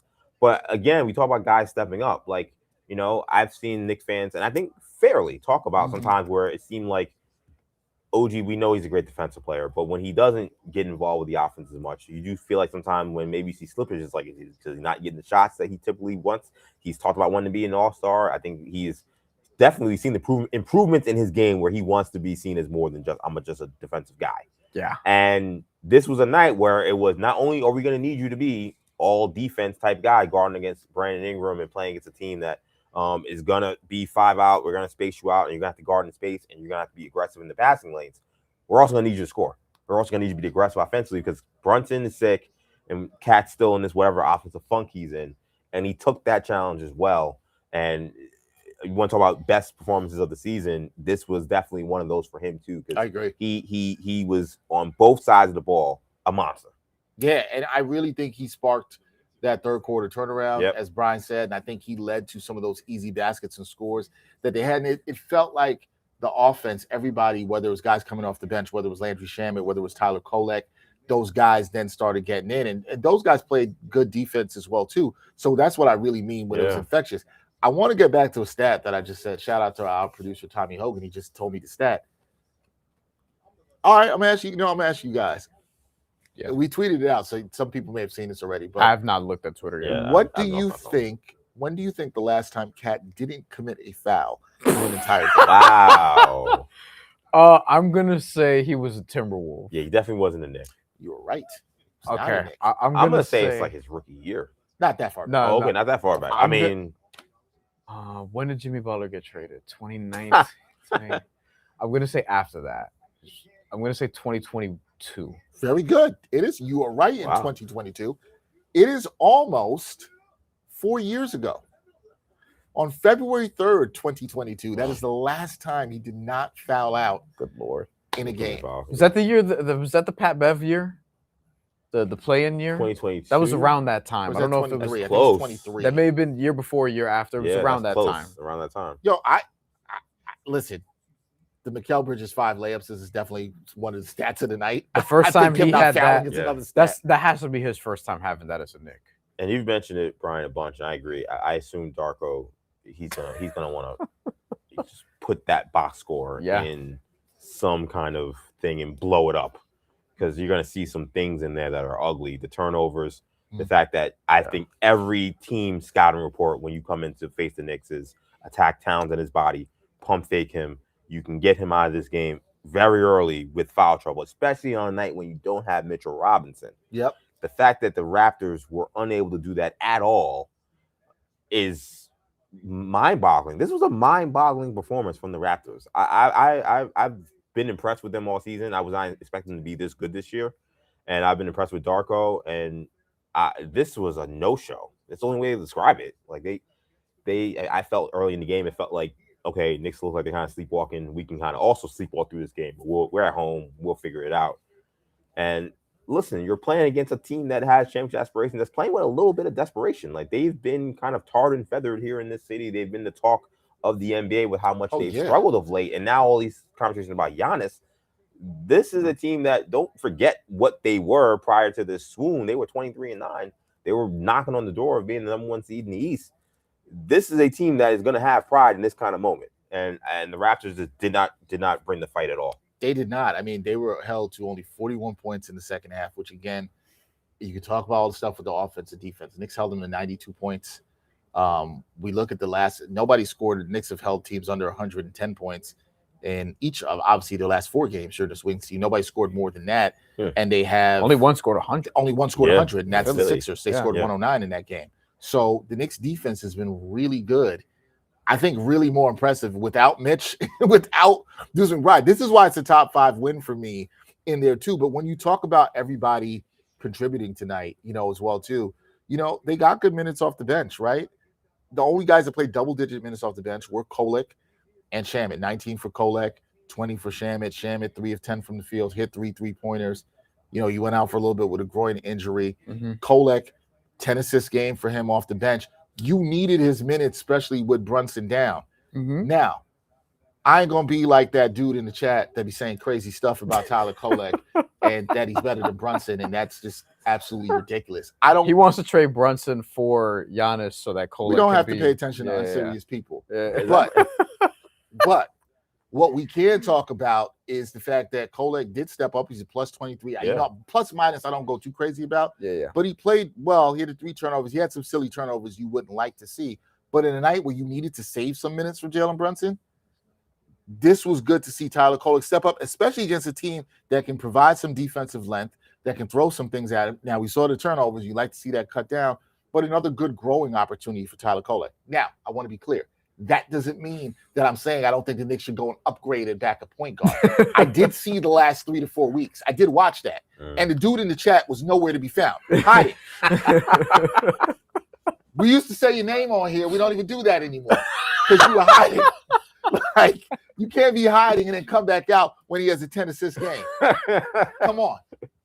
Tyler Kolek played well. He did. He did, and he gave good minutes. But we don't have to jump out the window and say you were going to rather have him than Brunson. Whatever you're sipping on, whatever you're having, good for you. I will say this. Oh, this is great. Wait, we have a poll. Go ahead. We have a poll. This is from our producers. Cat, what's the most impressive stat? Cat having no fouls for the first time in nearly 4 years, almost 4 years exact. Or Mikal Bridges making 5 layups. To me, it's Cat. It's Cat. It's Cat all day. Yeah. I just put in a vote for my YouTube channel, which you can subscribe to as I relaunch my show next month. Rebranded also. Did an interview today that hopefully will be on that. Yeah, I got it with you. I think it's Cat. Like, because I thought at some point Mikal Bridges could get 5 layups in the game this season. I didn't think I'd ever see Cat not fouling in an NBA game is when you're a big who gets attacked a lot. Like, admittedly, it's tough. You're at the top of the scouting report for every team in terms of what we're going to do offensively. Yeah, and he didn't. Oh, in a game where there's no Mitchell Robinson to cover your backside. Yeah, and I'm willing to bet Bridges has gotten 5 layups in the game more recently, but I don't know. I would say when he was with the Nets, it had to have happened. Like, the last time I remember Bridges having this many layups, if I'm being completely honest, he was on a heater in this game too, was Christmas Day last season. Against the 40 burger. Yeah. You know what's funny? He had a good game. He's a good game attacking the rim in that game. So, because we talked about top 5 wins, I was trying to think of, all right, what are the other wins that are going to be there? The Cup win is there. To me, number 1 is still the Sixers win that just happened on the road because of the struggles on the road. I think that's number 1 too. That's number 1 to me. The Cup win is up there. What's my number 1 road win? The Cup win is my number 1. The Cup win overall is up there. I think the Christmas win against Cleveland is actually a gritty win too. That was a huge. That's actually a pretty Josh good Hart one. going down. Yeah, that's a good one. That's actually a pretty good one. And another one where you kind of once again told Cleveland, "This is what's gonna happen every time we see you."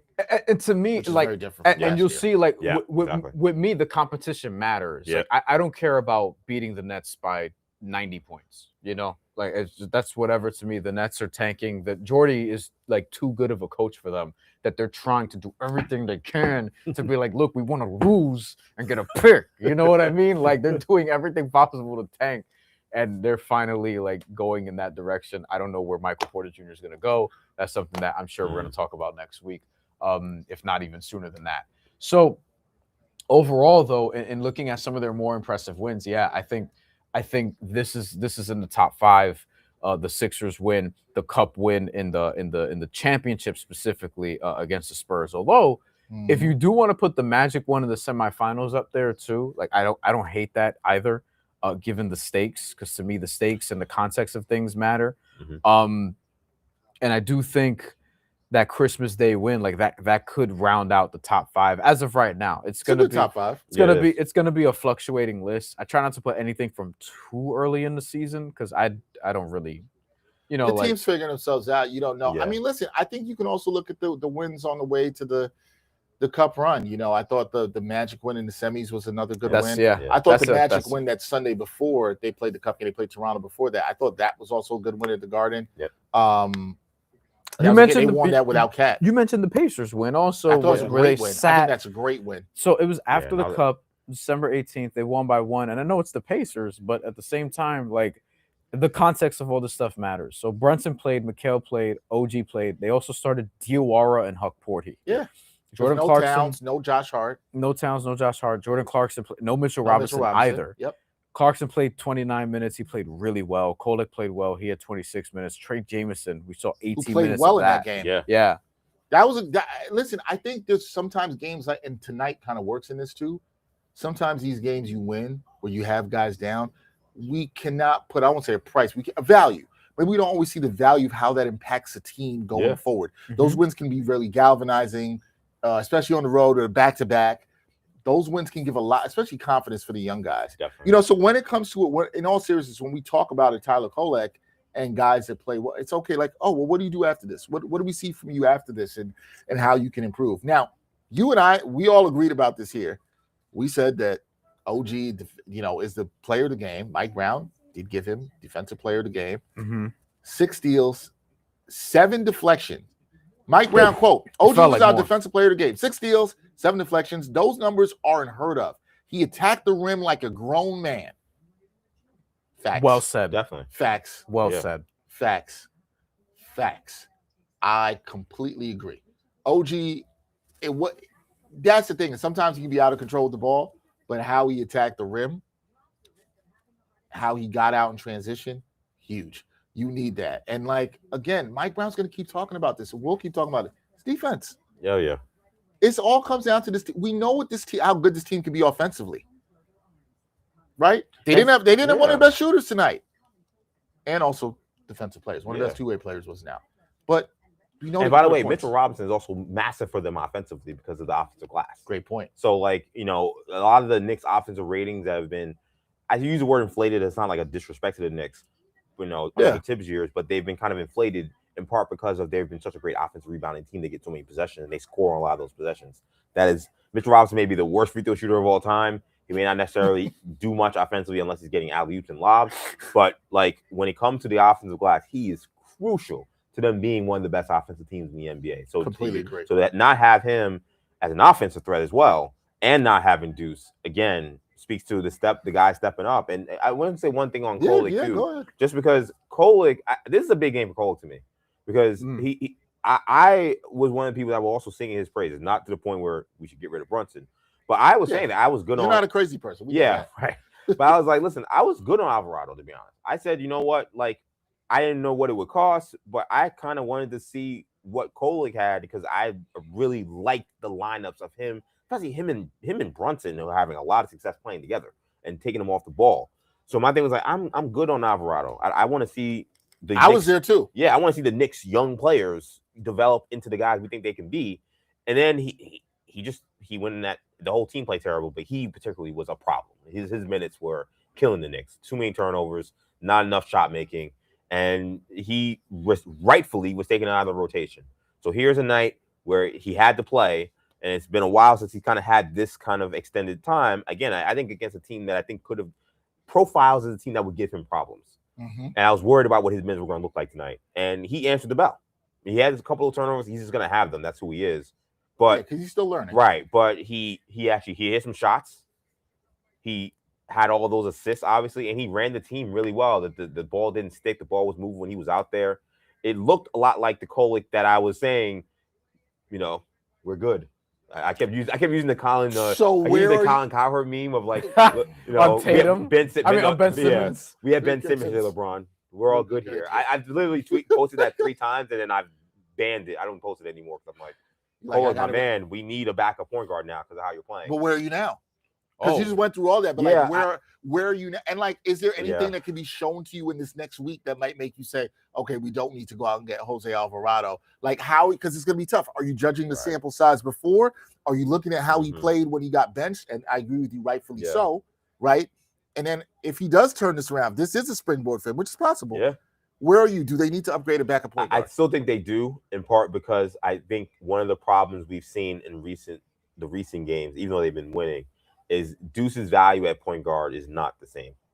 Better off the ball. He's way better off the ball. Yep. He's not a natural point guard. At least he doesn't play like one. He played point guard at West Virginia, but he just college is different. Yeah, college is totally different. A lot of it is a lot more bring the ball up, pass, and it's not as much you creating. It's the coach telling you where to go because they're micromanage every possession. Exactly, and he's playing for Bob Huggins, so that's real. That's real micromanaging, right? More to the point. So in some ways, it's a perfect fit. So but this doesn't work. He's better off the ball, and I think you actually increase Deuce's value if you bring in another guard who can also attack in terms of being a point attack defender and can allow Deuce to be that sniper that he's been. His jump shot's been a little off the last few games. He's been one of the best shooters in the NBA. That legitimately, and you don't want to lose that aspect of his game at all. So that's why I don't trust Kolek defensively. And great game tonight. And there are going to be games where they may still need him, but I'm getting another guy in here as well to push him and push the entire team in terms of minutes because I think they're going to need some depth in that backcourt. You and I are on the same page because that was my journey. And listen, Bryan was probably the most skeptical person here when we did stuff in the preseason. He was on. Let me put it like this: Bryan was like, "You need to show me more with Kolek," and I think teams are going to hunt him. When he played well, I'm not going to say that that's fully changed. No, I don't think it's fully changed either. I think we're all in the same page. I haven't seen him in April yet, right? Which is a fair point. And when he played well during the run and through the cup and stuff, I was like, "Oh, maybe the Knicks found their backup point guard." I was with EJ. Yeah. Then in the recent stretch, I'm like, and this is fine. This is not me shitting on Tyler Kolek. Nope. That's how people will hear it. But it's development isn't linear. Yes, exactly. Doesn't always work like that. So sometimes guys are going to have ups and downs like this. There's a world in which Tyler Kolek, I think he's gotten better than we saw him last year. Let's just put that out there, right? But also, I think he's gotten better throughout the season, and I think he's learning things, and that's fine. And there's a world in which maybe he's not ready for prime time in the playoffs, like EJ's saying, and he could be better next year if they keep him on the roster.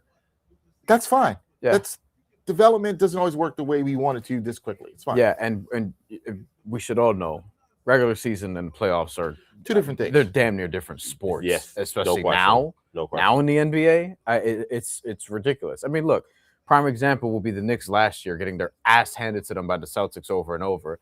Then the Celtics were like, "Oh, we could just shoot our way to victory," and everyone thought that was the case. Hand up. And they ended up losing that series before Jason Tatum blew out his Achilles. And now the Celtics actually shifted their identity as a result of that and look like they might be a better postseason team, despite not being as good of a regular season team. Mm-hmm. They lost to the Atlanta Hawks today in Boston. So like regular season and playoffs, it's just different.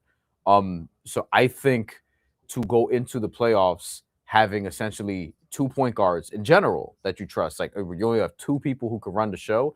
That's thin as it is. Definitely. And then you have to determine how you feel about the guy who is in the backup role right now because he's younger. He hasn't been in the playoffs. Like, there's a lot of things that they're going to have to assess by the trade deadline, which we've talked about a ton and will continue to talk about. And I know fans will talk about it. We saw, shout out to A Negro One. Negro, you were rocking with us the other day in the postgame show. He said, time to get Kolek back in the rotation. Yabu Jelly. Why y'all gotta be so mean, man? Why y'all gotta be so mean? That's all I'm gonna say about that. That's wild. That's that. I'm just. And Clarkson, be damned. Don't need another little guard. Get a wing who can handle. A Negro One. Let me say this. I don't necessarily disagree with you. What if you can do both? What if you trade with New Orleans and you're able to get I'm sorry, why am I blanking on my guy's name? The wing, Sadiq Bey. Sadiq Bey, and you can get Jose Alvarado. Now, Sadiq Bey is not the best handler in terms of that, but he can create a little bit and get to his own spot and get a shot. He can shoot the 3 really well. We talked about Najee Marshall on our trade wish list. Do you have a preference? Do you want a wing? You want a wing too on this team? I like Marshall. He's expensive, but I like Marshall because his contract's so friendly. Yeah. Oh, okay. From a trade capital. He means from a trade capital. Yeah. Now, what you're giving up. And also the shooting. But you, if Mike Brown likes people who drive like quote unquote grown men, right? He's a dog. He drives like a grown man. That is why he's in the league. And despite not having a consistent enough 3-point shot, he has the talent to make it, but just doesn't. He can give you 15 a night because he just drives it down your freaking throat. Yeah, he's a dog, man. Like he is. If you go from you got the wing stop starting, you go to the bench, and he's coming in the game. Like again, as a defense, you're like. So all you Knicks fans who like real New York basketball, like You'll real love this guy. Nick basketball, Najee Marshall. That's So, New Jersey's finest. That's the guy. I take that a little bit from you too. It's funny. Could they bring Alvarado? Could they bring a Najee Marshall? It sounds former to me teammates like, with the Pelicans. Yeah, exactly. Yeah, former teammates with the Pelicans. Who too. got into a fight together before against Jimmy Butler and Nikola Jovic, I believe that was. No back. Sounds like no back down there. Sounds about right by those It guys. sounds All to me four of like, them dudes, by the Yeah, way. those 4 guys in the fight. That's a Totally, fight. totally That with is true. Listen, totally It understand. sounds to me, EJ, like you would like an infusion of some physicality to If this you- team. Is that something you like to see at the deadline? If you're not getting someone like Giannis, is it an infusion of physicality to the My team? big thing with the Knicks has been, is there, and the Karl-Anthony Towns thing is the Karl-Anthony Towns thing. I've been one of those people that I've liked that they've put his name out there, not just with the Bucks, but just other teams. And the idea that maybe you can consolidate him into multiple pieces that just fit better. Yeah. So I think they should be really open-minded about Cat's future here, because you're not going to sign him to this extension. So they need, just like they didn't want to sign Randall to the extension, so they moved him. Just like they didn't want to sign certain other guys, and they moved them right before. So I think they need to be open-minded about what they want to do here. But let's just say that's like the most extreme thing they do. If they say that we're backing off, okay, let's see, we can add a piece here or there. I would lean more backcourt over wings. I think at the end of the day, you're investing $70 million a year on the wing, on your starting wings. Like at a certain point, like OG and Bridges like just have to be respectable enough and good enough to like handle that. And your backcourt is Brunson, and not a lot there really in terms of money investment, right? I mean, what Clarkson's on a veterans minimum. Coley was a 2nd-round pick. Deuce is a very team-friendly contract. Yeah, Deuce is on an extremely team-friendly contract, and he's good, but he is, like I said, he's not a point guard to me. So you're going to need some backcourt help, because what's going to happen in the playoffs is what happened last year. Everybody's going to pick up a lot more full court in the postseason. Yep. It's what every coaching staff has learned. It gets teams out of their defenses, and the Knicks seem to be the team that's most prone to this being a problem, because they only really allow Brunson to really facilitate the offense. Yeah. So because of that, they're the perfect team to press, and they're the perfect team to get under the skin. And if you can get the ball out of Brunson's hands, now you have a guy who's bringing up the ball who actually you are concerned that they can actually beat pressure. We saw Bridges getting ripped at half court. We saw Campaign became unplayable in the playoffs because of the pressure Detroit was putting on him in the first round. So that's going to come again. That's not going away with the roster they have. In fact, with Cole, I think you're even going further, being like, yeah, we're definitely pressing this team. So that's why I look at, again, Alvarado or some other guard and say, we need someone that can relieve that pressure. I liked getting Clarkson because I thought, okay, he actually could help with that, but he's looking also unplayable right now. Again, I think they're going to need him. I think he's going to be a part of this rotation by the time we get to the playoffs. But you think he'll be back in the rotation? I do. Clarkson. And as long as he's not traded, yeah, because I think they're going to need someone else that can create a shot. And his warts are his warts. It's just obvious, right? There's another way word I can describe it, right? Yeah. But to me, I think, again, we saw when he was playing well, he was a very useful player for them. Yeah. Sometimes you need a guy who has like random offense and can randomly get hot. Like honestly, like we had the Campaign game, that one game he had in game 2 or game 1. Game one, right? Do you even win the series without right? And like seriously, and the problem, unfortunately, was that they couldn't get another game like that from him, and he was getting so bad they couldn't play him anymore. Yeah. But those are the kind of guys you need. All these teams that win championships, they have guys that can have these. OKC has Wiggins. He could just have a game where he just gets 25, and you're like Isaiah Joe, right? Could get high. They have the other Jalen Williams, right? Who's not as good, who can like fill in, and he has 9 points, 5 rebounds. All the top teams have him, so I think Clarkson. He needs to be that guy. So I think you're going to need him at some point. They're going to have to go back to him. He's a professional scorer, right? Yeah. And he can get it done. You just want to see him play a little bit, some defense. It's really what you'd like to see him play. But if somebody's never really been that, it's hard to expect him to do that now. Yeah. I'm just with EJ in that. Like, I think it's 2 things. Again, I understand for a lot of fans out there, they're looking at this point of the season, the trade deadline. It's like, I don't care what it is. Salary cap, second apron be damned. Yep. The Knicks lack of picks. Go get Giannis. You should get Giannis. Yeah. And it's like, we just outlined this on our most recent show. It's not as likely unless you get some other teams involved and how motivated are the Bucks get involved. So if that can happen, you have to absolutely, in my opinion, try to win on the margins. Right. And try to get a little bit of oomph off the bench if you can in terms of physicality, right? And in terms of point attack defense. Because if the Knicks play defense they did tonight with this roster that we're seeing right now, right? In a game where Cat and Brunson combined for 21 points, right? And there was no Mitch and there was no Deuce. Well, what if you got a little bit better on the bench? What if you added a Alvarado? What if you added we even talked about another big like an Yves Missi. What if you add a Najee Marshall or a Sadiq Bey? There's ways this bench could be better, and then Jordan Clarkson becomes a little bit more playable. Well, I don't know how many minutes that is. Maybe that's 10 minutes a game you're looking at, but maybe that's all you need. I think the big thing for them is, can they improve this bench? Yeah.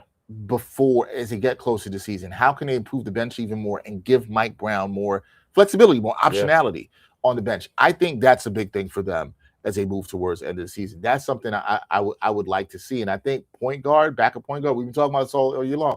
Malcolm Brogdon retiring changed a lot for this team. I think he would have been playing. I agree. I agree. And you know what he was? He was kind of what you're talking about. Professional guy who could run a team, also professional guy who could go get you a bucket in a playoff game. Yes. And he probably wouldn't have played back-to-backs, but he would have been on the injury management plan. You've been right there with Mitchell Robinson, but you would trust him. Yeah. Well, there's nobody here would sit here and say, I don't trust Malcolm Brogdon in a playoff game. You've seen that movie before. Unless he just looked old and slow. Yeah, you know what I mean? That's really but he didn't look like that in the preseason, to be kind of honest. I'm still surprised he retired before. I think you're pension eligible in the NBA once you make 10 years. So this would have been his 10th season. It's shocked, but that tells you a lot. How did he feel about the recovery? Yeah. He must have started realizing, like, oh, it might be my body. Another season of this? Yeah. Famously awful medicals coming into the draft in 2016. Yeah. So there was that part of it too. He's a little older than you think. Yeah, I think we can get to some comments and wrap. Yeah, we can do that. Oh, we also let's check it. We have some video before we get to the comments. Let's look at some. Oh, that's right. We got some video to watch from this game. Some good stuff that we saw. Are we gonna see the pass again? I know the team. They had to have that pass, which is that's Cat's best play as a Knick. Oh my! Forget all the pull. I don't care about. Oh well, the shot against Detroit. The shot against Detroit. And honestly, is it his best play even in Toronto? Remember, he had a game winner in Toronto last year. Oh yeah, I forgot about that. And did New York? I'll take the pass. Okay, I'll take the pass. The shot against Detroit is. I know he can make shots. No, it's the shot against Detroit. Oh, so you're so impressed about something you haven't seen. It's like something that you didn't know he was capable. You know what else you haven't seen him not make 5,000 in the game or not fouling. No, I forgot the shot against. He also had the Indiana quarter where he had like a couple shots. 20-point quarter. Also, where a couple of them just look like straight up bullshit, and then it goes in, and then you just break the controller because it's like how get the fuck out of here. Like there's no way. But he was great in that game of that series. Yeah, he was great in that one. We do not have the pass, unfortunately. Oh, that's fine. We've seen it enough. We've seen it enough. It was great. We should have it again. We do have. I love passing bigs who could just man. We do have some other video. Nikolai, if you can roll our video. What we got? Oh, we got a little 4x3 action. Here's Josh Hart. So this play right here, I talked about it. It was all because of the defense of Mikal Bridges. Yep. Mikal Bridges really forced that pass the way he locked down. That's the kind of defense we want to see from Mikal Bridges. Allow Josh Hart to play there in the passing lanes. And look, this is just the point we talked about. This is how the Knicks were able to get easy buckets. You see the Knicks were down here, 66-60. This was a huge swing point in the game because the Knicks had several turnovers in a row. And even OG hustling back. OG was ready to follow that up. There's that drive everyone's doing also. Yeah. And look, man, defense turning into offense. Can you turn the other team over? Can you get easy buckets? We saw this multiple times for the Knicks tonight. And this wasn't even one from OG. We've seen OG do this multiple times tonight. But Josh Hart played the passing lanes. And Josh Hart himself in this one, he had himself 2 steals. Josh Hart also 2 steals. Two players with 2 or more steals. Yeah. On Jacoby Walter. Jacoby Walter, get yourself. He said, "Get the fuck out of here." He did say that. You know who else had 2 steals in this game? Cat. Gershon Yabusele. Oh, He also had a bunch of rebounds in a short amount of time. 5 rebounds, 2 steals for Gershon Yabusele. Gershon could play, 4 man. points in He 7 hasn't minutes. shown it this year. But I actually got to say this. I know it's only 7 minutes, but this was one of Gershon Yabusele's better games. Oh, that's not good. He did have 1 garbage time bucket, so I don't want to listen. Look, Gershon hasn't shown it this year, but I promise you he can play. It just hasn't worked out with this team. It's bizarre, and to be honest, I almost wonder with Yabusele, like, did they really consider if he was a fit for what Mike Brown wanted to do? I see how when I watch him play, offensively, like, yes. You think so? Yeah, I see it. Well, offensively, yes, because of the way he can stretch the floor, right? And the way he could attack the basket in theory. You didn't get those things early on in the year. He just seems like a kind of ball handler and passer. Oh yeah, and I think about the ball movement that Mike Brown's looking for. He can shoot it when he's shooting the ball well, not so much this year, and he can drive it. Yeah. But so much of the Knicks is like those bigs having to actually dribble handoffs and making smart decisions. And I've never, even when he's playing well, I've never really seen him as that kind of guy. And then defensively, he seems like a terrible fit. Like, and in hindsight, he seemed like he always would have been a terrible fit. Him coming in out of shape didn't help. I said in the offseason, I was like, listen, if you do sign him, this is before, I was like, look, I laid out the ways he works offensively in terms of potentially ignitable 3-point shooting, attacking the basket, an underrated form of athleticism. You haven't seen that because he didn't come into the camp in the best of shape. But I do think that when you look at the defense, I said the problem is he's not big enough for the 5. He's not fast enough for the 4s. So you're going to have to figure that out. And this is why I said, I'm like, he's probably your 9th, 10th man at best because you can't really play him with Towns. Otherwise, that's a fucking disaster. And that's no other way to put it. I'm sorry. A couple things. We have one other play to look at, but I want to bring up something. I saw. Thanks to. I want to give credit to the person in the chat. And what was that, Mikal? I'm about to get to that, but that's what I got. What was that? EFX Joe asked if did we see Mikel's post game comments. So I like DOS effects, and I said, yeah, I do like that, like DOS effects. I did say, let me look at this. So this is Mikal Bridges. This is courtesy of a friend of the show, Chris Persianen. I believe Mikal, WFANer. Yeah. He said this. I think this was on the post game interview. They interviewed him. He definitely was on there. So I think it was on this. I don't know what he was asked in the full context, but I'm gonna read this quote. Not just shooting the ball. I think I just wasn't playing how I was supposed to be playing. I think I wasn't coachable enough. I don't know what it was. Maybe I felt too much entitlement, but just had to kind of talk to myself a little bit about it and just be coachable, be the best teammate I can be, and then let the basketball speak for itself. It's a very interesting quote. I don't know if I'm going to say all of a sudden he's been like touched by God and his season's going to turn around based off of that. But I mean, self-awareness is important. If you're going to have talking about his recent, I got the context of it. He was responding to talking about his recent cold stretch because he felt this sense of entitlement that he wasn't coachable. Here's what I will say. Interesting takeaway. Here's what I'll say about that. A couple things. Okay. Mikal Bridges, I'm sure you've heard the trade rumors. You know what that says to me? I want to be here. Oh, that's what that says to me. Number one. I see that. That says number one. Number two, I always like when people have some accountability. I have a respect for awareness and accountability, and to put himself out there publicly and say that I was not being coachable enough or I had a sense of entitlement, good for you. Here's a question. And if you responded like you did tonight, also good for you. I think that's the key because you continue to respond like that? Right. You want to see it in action. Do you think he has? Do you think he gives this "come to Jesus" quote if he doesn't play well? Yeah, this is a 4 for 11 points. Like you know what I mean? Yeah, but here's the other thing about that. The answer is no. But the other thing about that is he wouldn't be asked about that cold stretch. He'd be like, yo, what's still going? Why are you in the cold stretch? Why are you still in the cold stretch? And he's going to be like, hey, man, I'm working it out. I'm working it out. I haven't been coachable. I'm not saying that it still couldn't be true. Sure. No, and I'm not saying that his awareness isn't wrong. And if he is aware and he does, but it's about, here's the thing, it's about everything. We all watch sports. We all cover sports. Yeah. Consistency. I think it's something to your point about him wanting to be here potentially. I think that's saying I want to be here. There is a trade restriction on his contract. You can't trade Mikal Bridges today.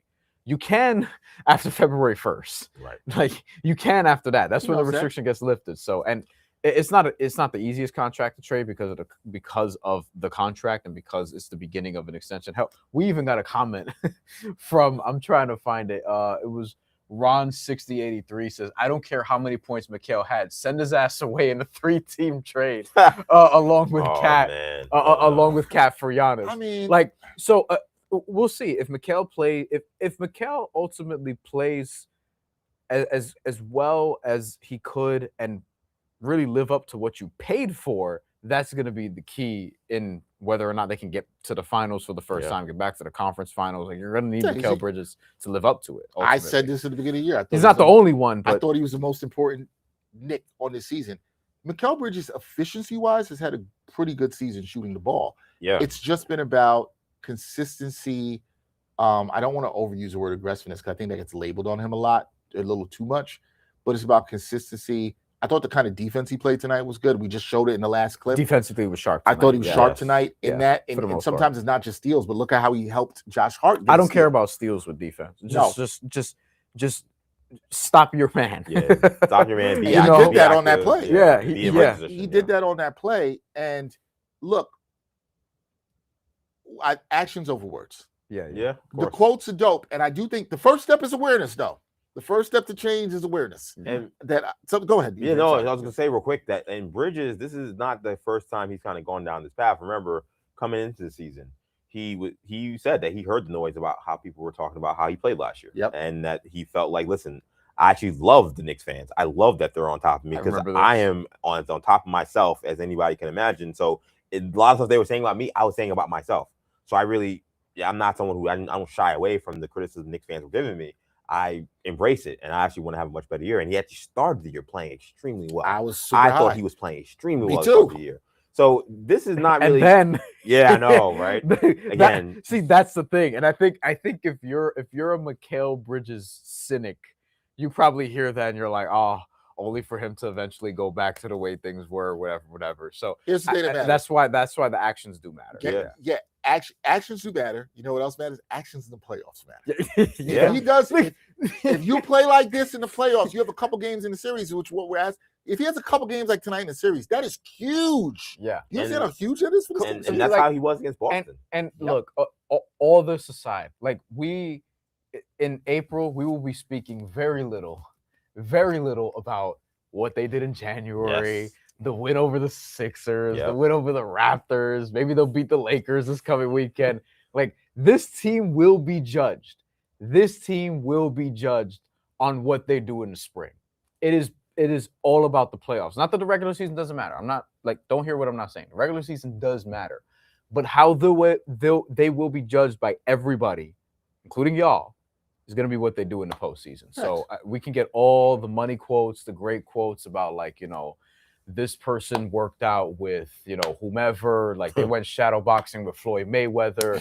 This person was running 1,000,000 miles with, Allison Felix in the sand, whatever, whatever it is. So like off-season workouts. Yeah. You know what I mean? Off-season workout videos. Like all these different things, Ray Allen taught me how to shoot a 3-pointer and now all of a sudden, whatever, who cares? Yeah. But they're going to be judged by the spring. So now it's positioning yourself for that. Now it's about not getting your ass whooped in situations like this, and they did not. I think today is encouraging. It's not nothing, but it's not everything either. Yeah, I also want to throw an assist to Jalen Brunson for that Bridges quote, because the report came out about them having this team meeting that was called by Brunson, and he's the captain. And the message coming out of the meeting from Brunson was apparently that we cannot look to the coaches for the answers. I think some of that was him saying, I know a lot of UMFers wanted our last coach gone. He's now gone. And you're now sitting here and you're complaining about the new guy. We're not doing this again. This guy's the coach. You guys wanted Tibbs gone. Now he's gone. We got to find the answers from within, because at the end of the day, this is not a coaching thing. This is an effort thing. You have Bridges saying, I wasn't being coachable. I think that's him taking the cue from the captain. It's your point, because thank you. What does Dex say all the time? Said this in the playoffs last year when they would struggle, when they'd win, whatever. Players have agencies. Yeah, literally bar for bar what you said the whole time. What annoys me sometimes with certain segments of the fan base, and it happened during this 2-9 stretch. Yeah. Let's blame Mike Brown. Mike Brown's a problem. He's in over his head. Mike Brown can coach, which is a stupid notion. I just think it's absolutely stupid. Mike Brown can coach. He knows what he's doing. But everybody wants to always blame the coach because it's the easy first button to push. Yep, And and fans don't want to go to the players, and I hate it. Players can be better. This team is talented. They can be better. You know how you know they can be better? You just saw them be 2-9, and now they've won 4 straight, and they've been playing defense. So you know they can be better. They won an NBA Cup. You also know they can be better. Hold players accountable. You know who's doing that? The captain, Jalen Brunson. Even though some people think Tyler Kolek is better. And that also is stupid. Right? But players, I'm so glad you said that. Because Brunson said it. Brunson said it too. But people are going to Brunson biting you. No, I'm not. Brunson's a great leader and knows how to lead in the locker room. I don't want to say that. I haven't been in the NBA locker room. Well, I've been in the NBA locker room. You have, definitely. Not to lead. But I haven't led an NBA locker room. Here's the thing. We've all been in NBA locker room. But what I want to say that EJ just mentioned that I think is a really good point. And I always try to bring sports. People, look, it's a job. It's still a job. Yeah. And it's about working. And even at jobs, you need leadership. EJ and I have worked together. We've worked on shows together. You and I have worked together for a long time and done shows independently, things here. Yeah. Our producers, you all need people coming together, right? So if something doesn't work on this show or your show or whatever you do or whatever anybody else is doing your job, it fails. Think about, for the audience, think about your job. And if things aren't going right, you're just going to be going there, I blame my boss. You could try that and you won't have a job. You could try that energy. You won't have a job. You can't. Now, I'm not saying sometimes people have shitty bosses. Definitely. It happens, right? Sometimes there are coaches that aren't good. But what do we all get judged on where we work? What's the output? Yeah. What's the productivity? Yep. Are you doing your job, EJ? Yep. Are you doing your job, Bryan? Are you doing your job, person in the chat? Whoever you may be watching the show, no matter what, think about your job. It's the same for players here. Yeah. They've got to execute. And so I appreciate Brunson saying that to the team. And maybe, let's just take a step further. Maybe Mikal Bridges said, yeah, you know what? It sounds like it. You know what? I got on the coach last year. I made the comments in Portland about the minutes, and I hit the game winner. And maybe I'm not saying this. Maybe it had something to do with Tom Thibodeau not being here. They changed. They said they wanted somebody to be more collaborative. Well, Mike Brown's been collaborative. Mike Brown, too, will be judged by winning, right? Yep. Yes, all of them. But this isn't I've been saying this. This isn't a scheme thing. This isn't a coaching thing. EJ, I'm so glad this. Brian's agreed with me, but I'm so glad to have you say it, too. Yeah. This is a players getting it done thing. Yes. They got the talent to get it done. Either you do or you don't. Somebody had to be an adult in the room and say it. Brunson said it. Maybe now Bridges is being a bigger adult and saying, hey, man, I've been doing what I need to do. Now, to your point, if you're a Bridges skeptic, you might be like, yeah, man, but you gave up 5 first-round picks. I kind of hate that sometimes because the picks are gone. It's sunk cost. Yep. Well, or it's not a sunk cost if he does this more regularly. Right. Well, it doesn't have to be this. No, the point I make when I say sunk cost is like you've already paid the price. Yeah, right. The price is paid. So complaining about the price is it's pointless. There's nothing you could do. Like you can't. You might not have liked what you paid. Yeah, it is what it is. You can't like restart the league or whatever. Like you can't put in a different game. Like you can't. Like this ain't 2K. You can't reset your season. Right. Exactly. You know what I'm saying? You can't get them back. You can't get it back. It is what it is. Players can have agency to be better too. Yeah. Cat can learn to not force shots like he did tonight and play, as EJ said, in the role that the game dictated. And not foul. Mikal Bridges can say, I can go to the basket. It's not, you said come to Jesus moment. Sometimes you do have come to Jesus moments. Sometimes you got to hit rock bottom to do that. You wish it didn't go that way. Unfortunately, a lot of people. Unfortunately, that's what leads a lot of people to Jesus. I was hitting rock bottom. Sometimes leads to other things. But but sometimes sometimes both. Yeah, but I would ask people in their lives personally, like no matter what it is, and I'm being really serious here. Work, personal life, whatever. Everything doesn't go as smooth as you want to go. And sometimes you do have to look yourself in the mirror. Yes, 100%. I do want to give Mikal Bridges some measure of credit for saying it publicly. 100%. Yeah. The next step, that's a vulnerability that a lot of athletes are scared to facts. Definitely allow people especially to hear in that league because the NBA coach of all, I think, arguably of all the coaches, are the most like expendable. It feels like, I know like baseball, like they're all like robots or whatever, but in some ways that actually makes them kind of like, that's why Aaron Boone's around still, because it's like, well, what does he actually do? We're gonna put in another robot to then be the Yankee manager. What difference does it make, right? But with the NBA, like because the players have so much agency, they make so much more money than the coaches. Like there's a quick trigger finger to be like, this coach isn't working, get him out. I mean, again, Mike Malone last year, or Michael, I know he's called Michael Malone last year. Don't disrespect his I know name. his mom will be very upset, and I love Michael Malone. Actually. And he's from Queens. Yes, Queens guy, exactly. He went to Malloy. I'm not crazy about Malloy.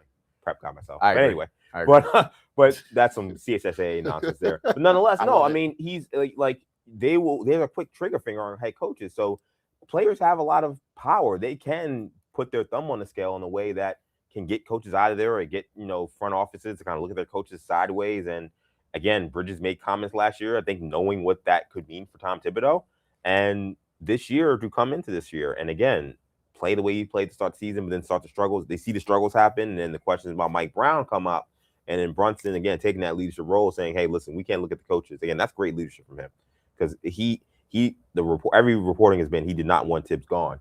But he's handled himself like a professional, and he's moved forward, and he's had another phenomenal season. It's time for these other guys, again, to start taking onus on that. I appreciate Bridges, like you mentioned, having that vulnerability and looking in the mirror. Because there's no reason why this team, the talent they have, that they're not one of the top 2 teams in the Eastern Conference. There isn't. Completely agree. One point you made there I think is really good. You just said that Mikal Bridges made the comments that he did last year. We're talking about the comments in Portland, knowing what that would mean. Yeah. I completely agree. Definitely. If we're going to give him that grace, we're giving that understanding that he made those comments knowing that it would have some impact, and how I remember that day in the media and what happened, and then he obviously hits a game winner, and that kind of gets lost in that. But he knows the power of his comments. He did not say this by accident too tonight. He knows the power of this too. He hears what y'all be saying. He hears what y'all say about them picks, right? He said he knows what the fan base says, but again, it still comes down to action of what he does, but I do like that he said it, because that is an extension of what Jalen Brunson said, right? And for the person in the chat that likes to trash Jalen Brunson, he never brings up his leadership that we talked about here. Leadership is valuable in the locker room. Leadership is valuable in any workplace. There's a huge value on that, right? Yeah. We all root for the New York Mets here, and we heard things about their clubhouse being fractured and different things like that. And some of it I think was a little overblown, but leadership is valuable, and leadership looks at other people and says, hey, you got to be accountable. You got to be accountable. Yeah. I sound like Oprah giving out, you get this. But that's what you do. Okay, Oprah. And I think that matters a ton here in looking at the context of what the Knicks do and where they're going to go going forward. I think that all matters. Coming into this season, so this is 2025-26 season, one of my favorite things is the GM survey. One of my favorite things is GM survey, okay?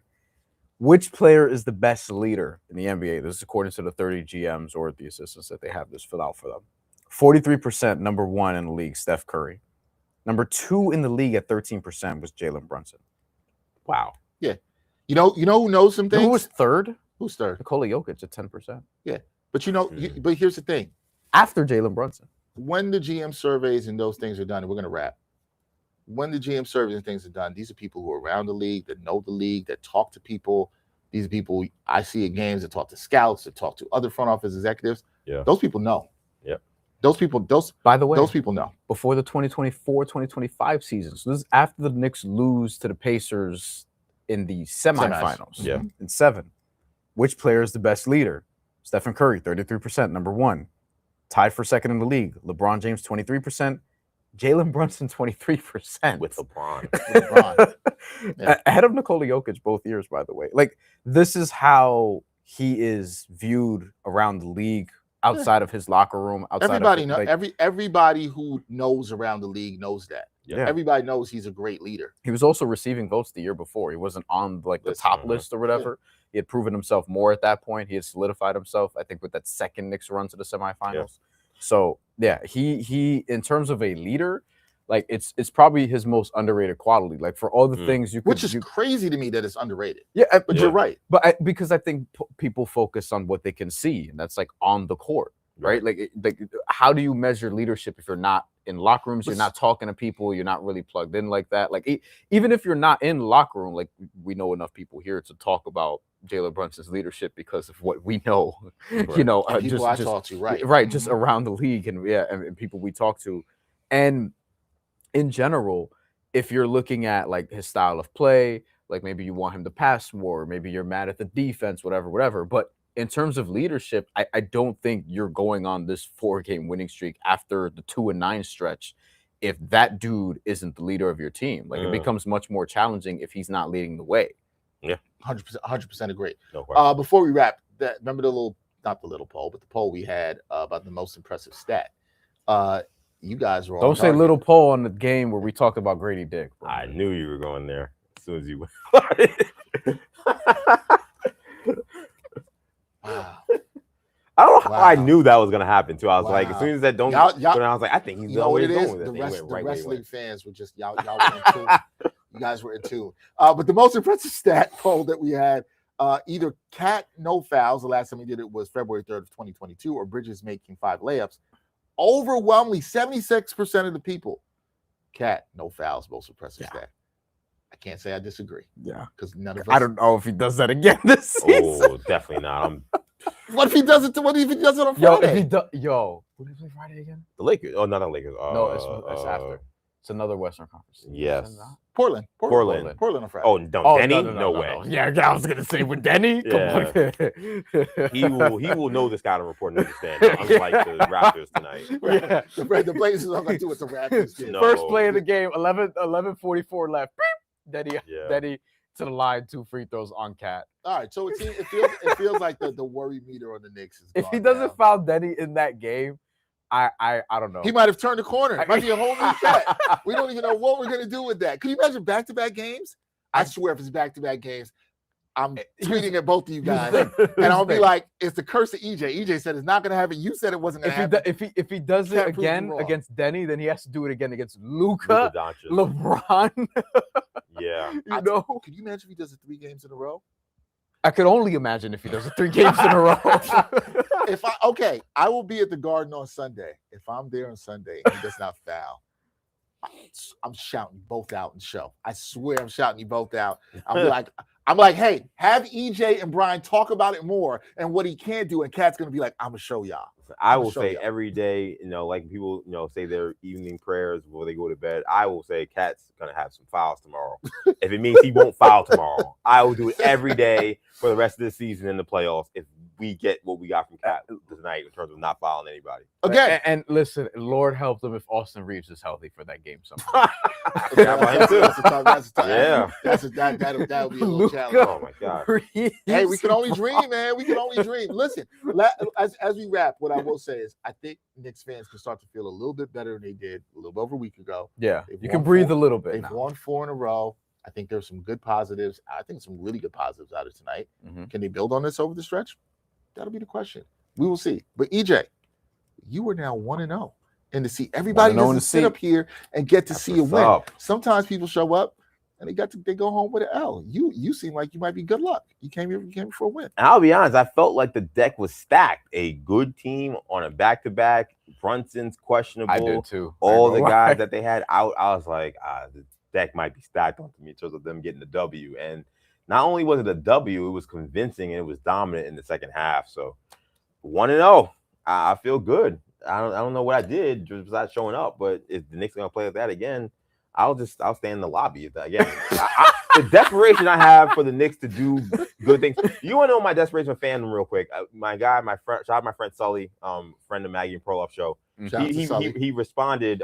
He came when he called me. Such a New York name, and he's from Boston actually. So what? He's from Boston. Yeah, that's a Boston name too. Yeah, exactly. But he called because he reminded me. I forgot I even said this, but he was like, I remember because he was talking about he was happy his Patriots going to the Super Bowl. And he was like, I remember you said as a fan, as the Patriots having a good season, on Maggie Pro-Up, that you would pay $5,000 just to see the Jets. Like you can guarantee the Jets made the Super Bowl. And I was like, absolutely, because they're like, what would the cost be if you could just guarantee the Jets not win? Just be in the Super Bowl. You don't know what the result is. They make it, they lose. You don't know. But if you can guarantee, what would you pay out of pocket? And I said $5,000. I'm not going to the game. I don't get any special perks. It's just know they'll be in the Super Bowl. I know they will be in the Super Bowl next year. I said I would spend. He said, and that's insane. And I was like, those are the lengths I will go to support my team. Can I do a follow question? I want to push you for a Mets World Series. Would you do $7,500 for the Jets to be in the? That's where it gets like how like even getting to 5,000. Like, wait, how do I get there? If I told you $6,000 to be guaranteed. Nah, it's 75 is a little tough. It's 75. I wonder if I could even actually get there. If I had that, it'd be like blowing it on that may not be good for me. Like 5,000, I would. If you're like a big Jet fan, though, I think you got to go higher. How much for because if you don't pay for it, they're not gonna get there. Well, the Knicks, but the thing is the problem. How much for the Knicks? The Knicks, to me, the Jets is always the highest because I've seen the Knicks in the finals. Because they're the Jets. I've seen the Knicks in the finals. I've seen the Mets in the World Series. I've seen the Rangers. I'm not a huge hockey fan, but I've seen the Rangers in the Stanley Cup. Yeah, I'm not paying much for the Rangers. And I don't think I'm paying anything. I love the Rangers, but I'm not paying. I'm not paying anything for the guarantee. So. I've seen them get to the Stanley Cup and lose, so I'm not paying anything. Yeah. But for the Jets, who famously haven't gotten there since the only highlight in franchise history, as Tony Kornheiser says, the number one from Joe Namath, I said 5,000, easy, without even thinking. This is a good question. I got to bring this up to more people. What would you pay to see your team just reach the final game or the final series? So for me, it'd be the Mets. I've seen the Mets go to World Series. I don't need to pay for it. Yeah, but like I feel like they can earn it. That's why I don't think the Jets can earn it. That's the whole thing about this. Yeah, but like the Mets, I think they can actually earn it. So I'm like, would I pay something? Yeah, I'll throw something down, but I'm not throwing 5,000. But like the Dodgers are like, the freaking Dodgers. I know. You gonna try to defer that money? No, because I don't like owing money. Like if I subscribe to something, I'm trying to pay the year. I hate the month-to-month shit. I just get it out the way. You save on that, which is good. Yeah, and that too. All right, fine. I do hate that random like, what is this $250 subscription? Like, right, God. That's why I did that. Yeah. And I usually do that. Most of my bills, I try to make them yearly, if I could. All right. I mean, if I could pay rent yearly, I would. If I get some discount on that, I would too. That would be kind of that would be. I would just do it all up front and then just live. It would be much better psychologically. I'd still pay for the Mets to go to a World Series, though. I don't know who I'd pay to see win. You would pay for the Knicks, although you think you pay. But you think they can get?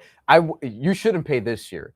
You should pay like if we'll knock on wood, but you should pay like if it just falls apart and then like okay, there's. You know what I pay for right now? This is gonna be. I was talking to EJ about this before. I would pay Liverpool. No, I've seen Liverpool. Liverpool's fine. Like I'm not worried about them. I'd pay for the Steelers to redo their coaching search. Wow. That's what I pay for. That's what I pay for. That's what I'd like. Get Mike McCarthy up out of here. Redo coaching search. That's what I pay for right now. All right. Well, we've gone far too long. This is the great EJ Stewart. Please check him out on WFAN. He does a great job when he's on there. Please also check out his YouTube series, 40 Days, 40 Nights. I'm sure I will be on there soon. We're also probably I'm gonna hit you up next week. We're doing a live NBA trade deadline show. We'd love to have you on. You should come on with me and Bryan. I would love that. We should talk. I feel like you will be a good voice of reason at the trade deadline that we might need. I'll talk to you more about that. Yeah, we will. So definitely hit him up. New Generation Media, like and subscribe to them there. I love the name. Hit the like and subscribe. It's a great name. Hit the like and subscribe button for us as well too. Let us know what you think about this episode. We definitely will have EJ back for another watch party because he's. Good luck, even though he doesn't leave Cat, can never a foul game where he doesn't foul again. But we will see. Also, good to know that EJ would pay $5,000 to see the Jets win. Not even win, just go to the Super Bowl. Just be in it. Which says a lot. 5,000. Says a lot about the experience of being a Jets fan. That's what that says. It says a lot about being a Jets fan. You wouldn't pay $5,000 to see the Mets beat the Dodgers in the NLCS? Yeah, I would. I would too. That's what I'm saying. There you go. I would. I probably would. I just told you I paid $5,000 to have the Steelers do their coaching search again. So there you go. All right. That's Bryan Fonseca as well. Check him out on all the stuff he does. Subscribe to his YouTube channel as well. Yes. I'm Dexter Henry. We want to thank all the fans for joining us and watching us and sticking with us through the game. Your comments were appreciated. We'll catch you next time. A lot of more stuff coming this week. We have a very busy week at the trade deadline coming up, and hopefully EJ will be part of our trade deadline show. But a lot of good stuff. Oh, also forgot to shout out the great people working behind the scenes. Yes. Nikolai Jackson, technical directing, our producers, Tommy Hogan and Tommy Cohen, our editor, Wesley Spain, doing a great job on everything. Wesley, we're sorry about your Broncos. Actually, are we? They did lose to the Patriots. I am. Patriots? Yeah, I am. I'm sorry. We are sorry. I actually owe Wesley a dinner. That's a whole nother thing. All right, we're getting out of here. Appreciate y'all joining us. We'll catch you next time on New York Got Game. Peace. And thanks for watching New York Got Game. Boom shakalaka.